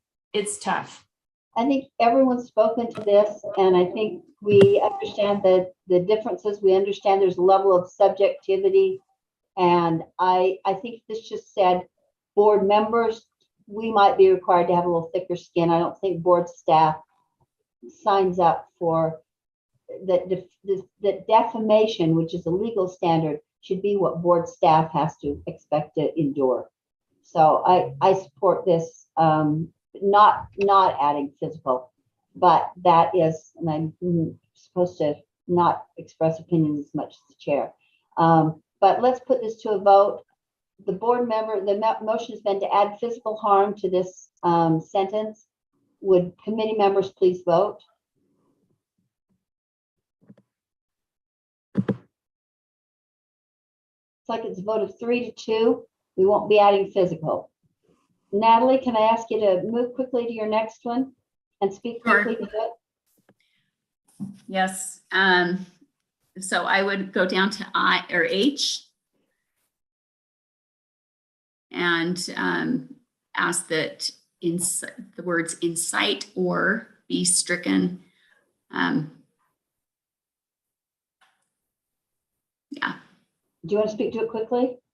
We can't control what other people think or do, but we can control what we say. And if we are literally encouraging violence, that's a very different thing than how other people might take our message.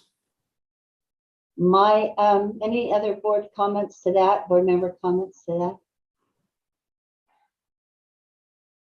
I feel like incite is a higher standard than encourage. If you don't encourage it, you can incite it. So I personally don't have a problem with eliminating incite. It's very subjective though. They're all subjective. There's an element of subjectivity in all of this. It's a standard of ethics, which is a subject. Okay. That is in itself subject.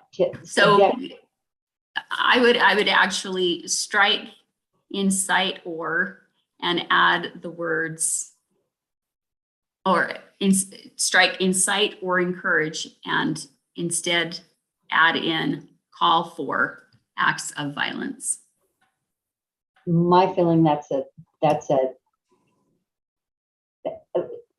less subjective.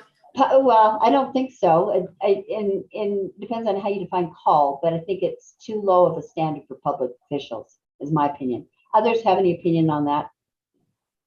Call for. Let's put that to a vote then. Please vote on if you'd like to add call for acts of violence and delete those other two words. Yes or no? Vote is 4-1, and we'll go back to incite or encourage. Natalie, do you have another one? Okay, well, let's just do encourage violence then and take out incite or the first one.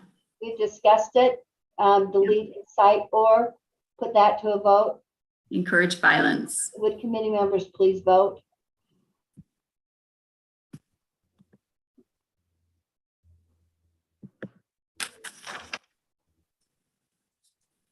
The vote is 3-1 against, so it stays incite or encourage. Okay. Next one, Natalie. I would scroll down if you will, please, to the edge right there. So I'm okay with the board acceptable use policy as it refers to our use of board devices, since that's what the policy is about. And so I would add that a member shall comply with board's acceptable use policy regarding use of USB-E electronic devices. Any comments to that by the board members, committee members? My opinion is that we should comply in every jot and tittle of the board's acceptable use policy as the leader of the board and not distinguish at all. Member Davis? Is the acceptable use policy specific to USB-E electronic devices? I mean, can someone weigh in on that? I can give a general answer and then just Jeff? something to be aware of. Yes, there is a general use policy for all staff and those who receive tech provided by the agency, whether or not you know that you have agreed to that. You did when you took the device, whatever it is. And that is what's being referred to here is the acceptable use policy that has been developed in relation to all of those devices. One thing I would make note of here is currently this amendment is in alignment with the law There is a bill being considered by the legislature right now that would bring into grandma, so kind of a side note, but just keep in mind that the use of any device in your capacity, whether it is owned or operated by the agency or if it is personally owned, would then be subject to grandma and other state laws. So that's just a bill to be mindful of that is out there, that your personal phone that you're texting on, if you're doing anything board-ish, might become grandma-able, among other things. And in which case we may have to revisit this amendment. Thank you, Jeff. I think everybody's spoken to this. We would add in regarding use of USB electronic devices versus just leave it as complying with the board's acceptable use policy. All committee members who are in favor of that, please vote. Or all committee members, please vote.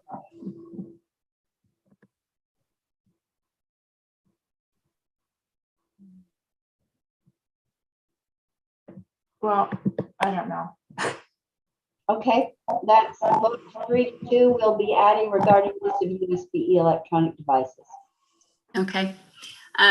On C, I would vote that we strike educator standards, simply because there's nothing in the educator. Well, first off, we're not educators, we're elected officials. And that would be like trying to tie our senators and our House representatives to educator standards.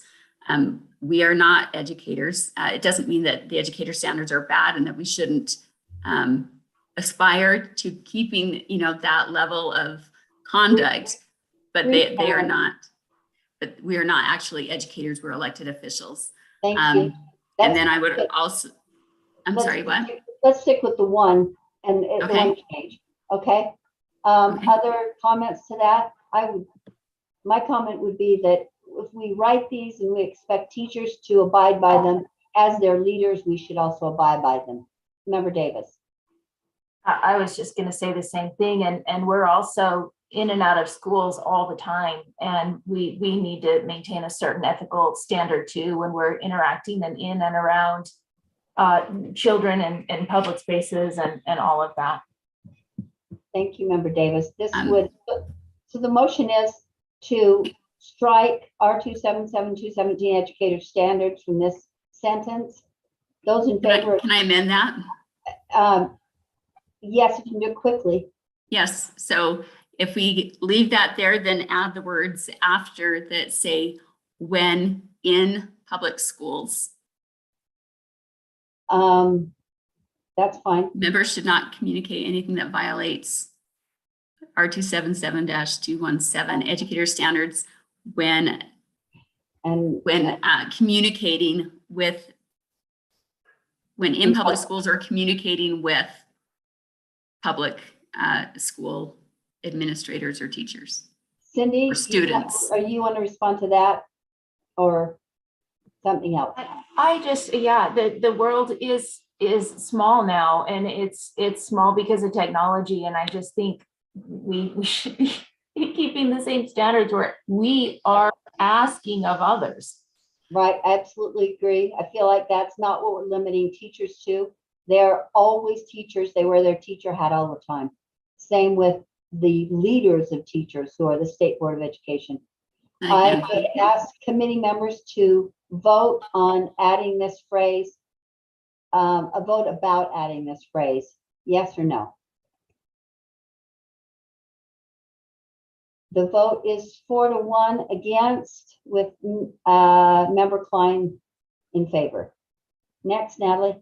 Okay, so let's just strike the educator standards again then.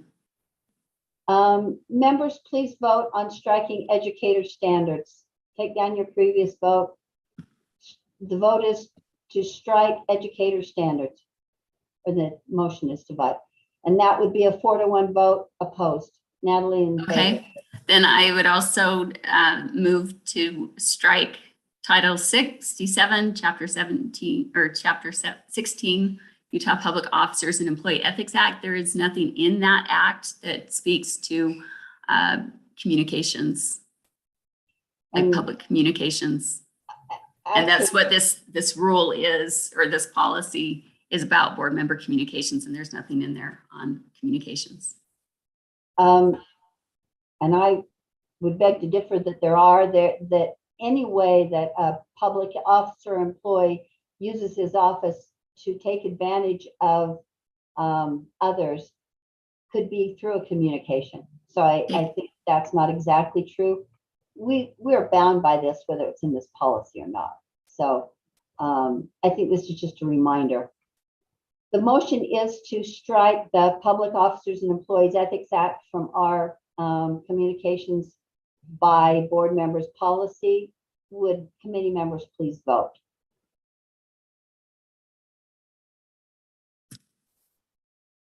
Votes 3-2 with members Davis and Klein in favor. Natalie? Wait, is it 3? 3 again. 4, I'm sorry. Did you change your vote, Nat? Sorry, I'm a no. I had that finger. I'm sorry. It's 4-1 against changing that, removing that phrase with member Klein in favor. I'm going fast. That's all I've got. You're fine. I'm going pretty, thank you, Natalie. I'm going pretty fast. Kathy, did you get all of those votes? Yes. Thank you. I know we went pretty quickly. That's all you have? Thank you very much. Would someone like to make a motion?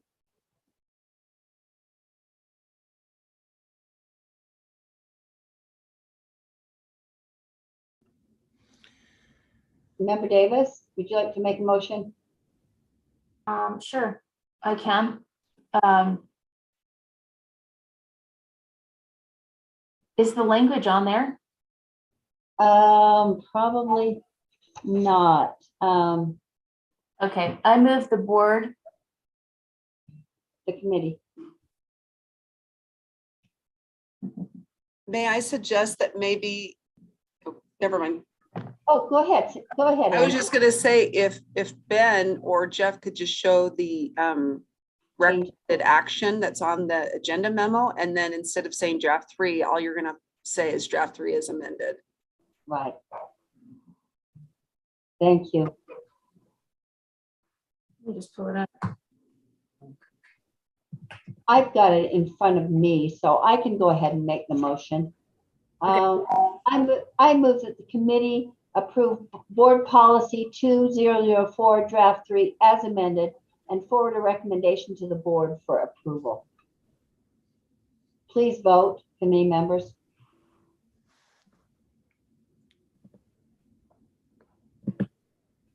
And the vote is 4-1 with member Klein opposed. I think we have completed our work today. Thank you so much, but hang on one second. I've got to show you something to make your day. Is this going to be a picture of your grandbaby? There's my baby granddaughter, minutes old, pretty pink.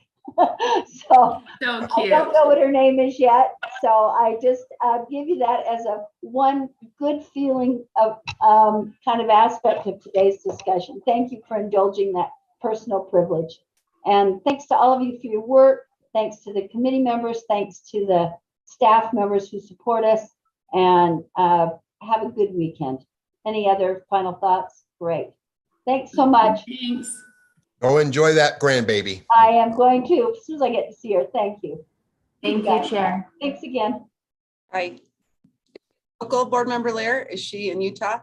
She is. She's just probably she's at the University Hospital, I think. So that's awesome. I just can't What are you doing here? Well, I can't be there. I can't, only her dad can be there. Oh, because of COVID? Yeah, only her dad. Yeah. So hard. Oh, I'm sorry. I know. So we won't, and she had a C-section, so we won't be able to see her probably till Monday. So I know. Well, congratulations. Thank you. Thanks. Awesome. Happy Take care. week. Thank you so much again, you guys. Bye. Bye.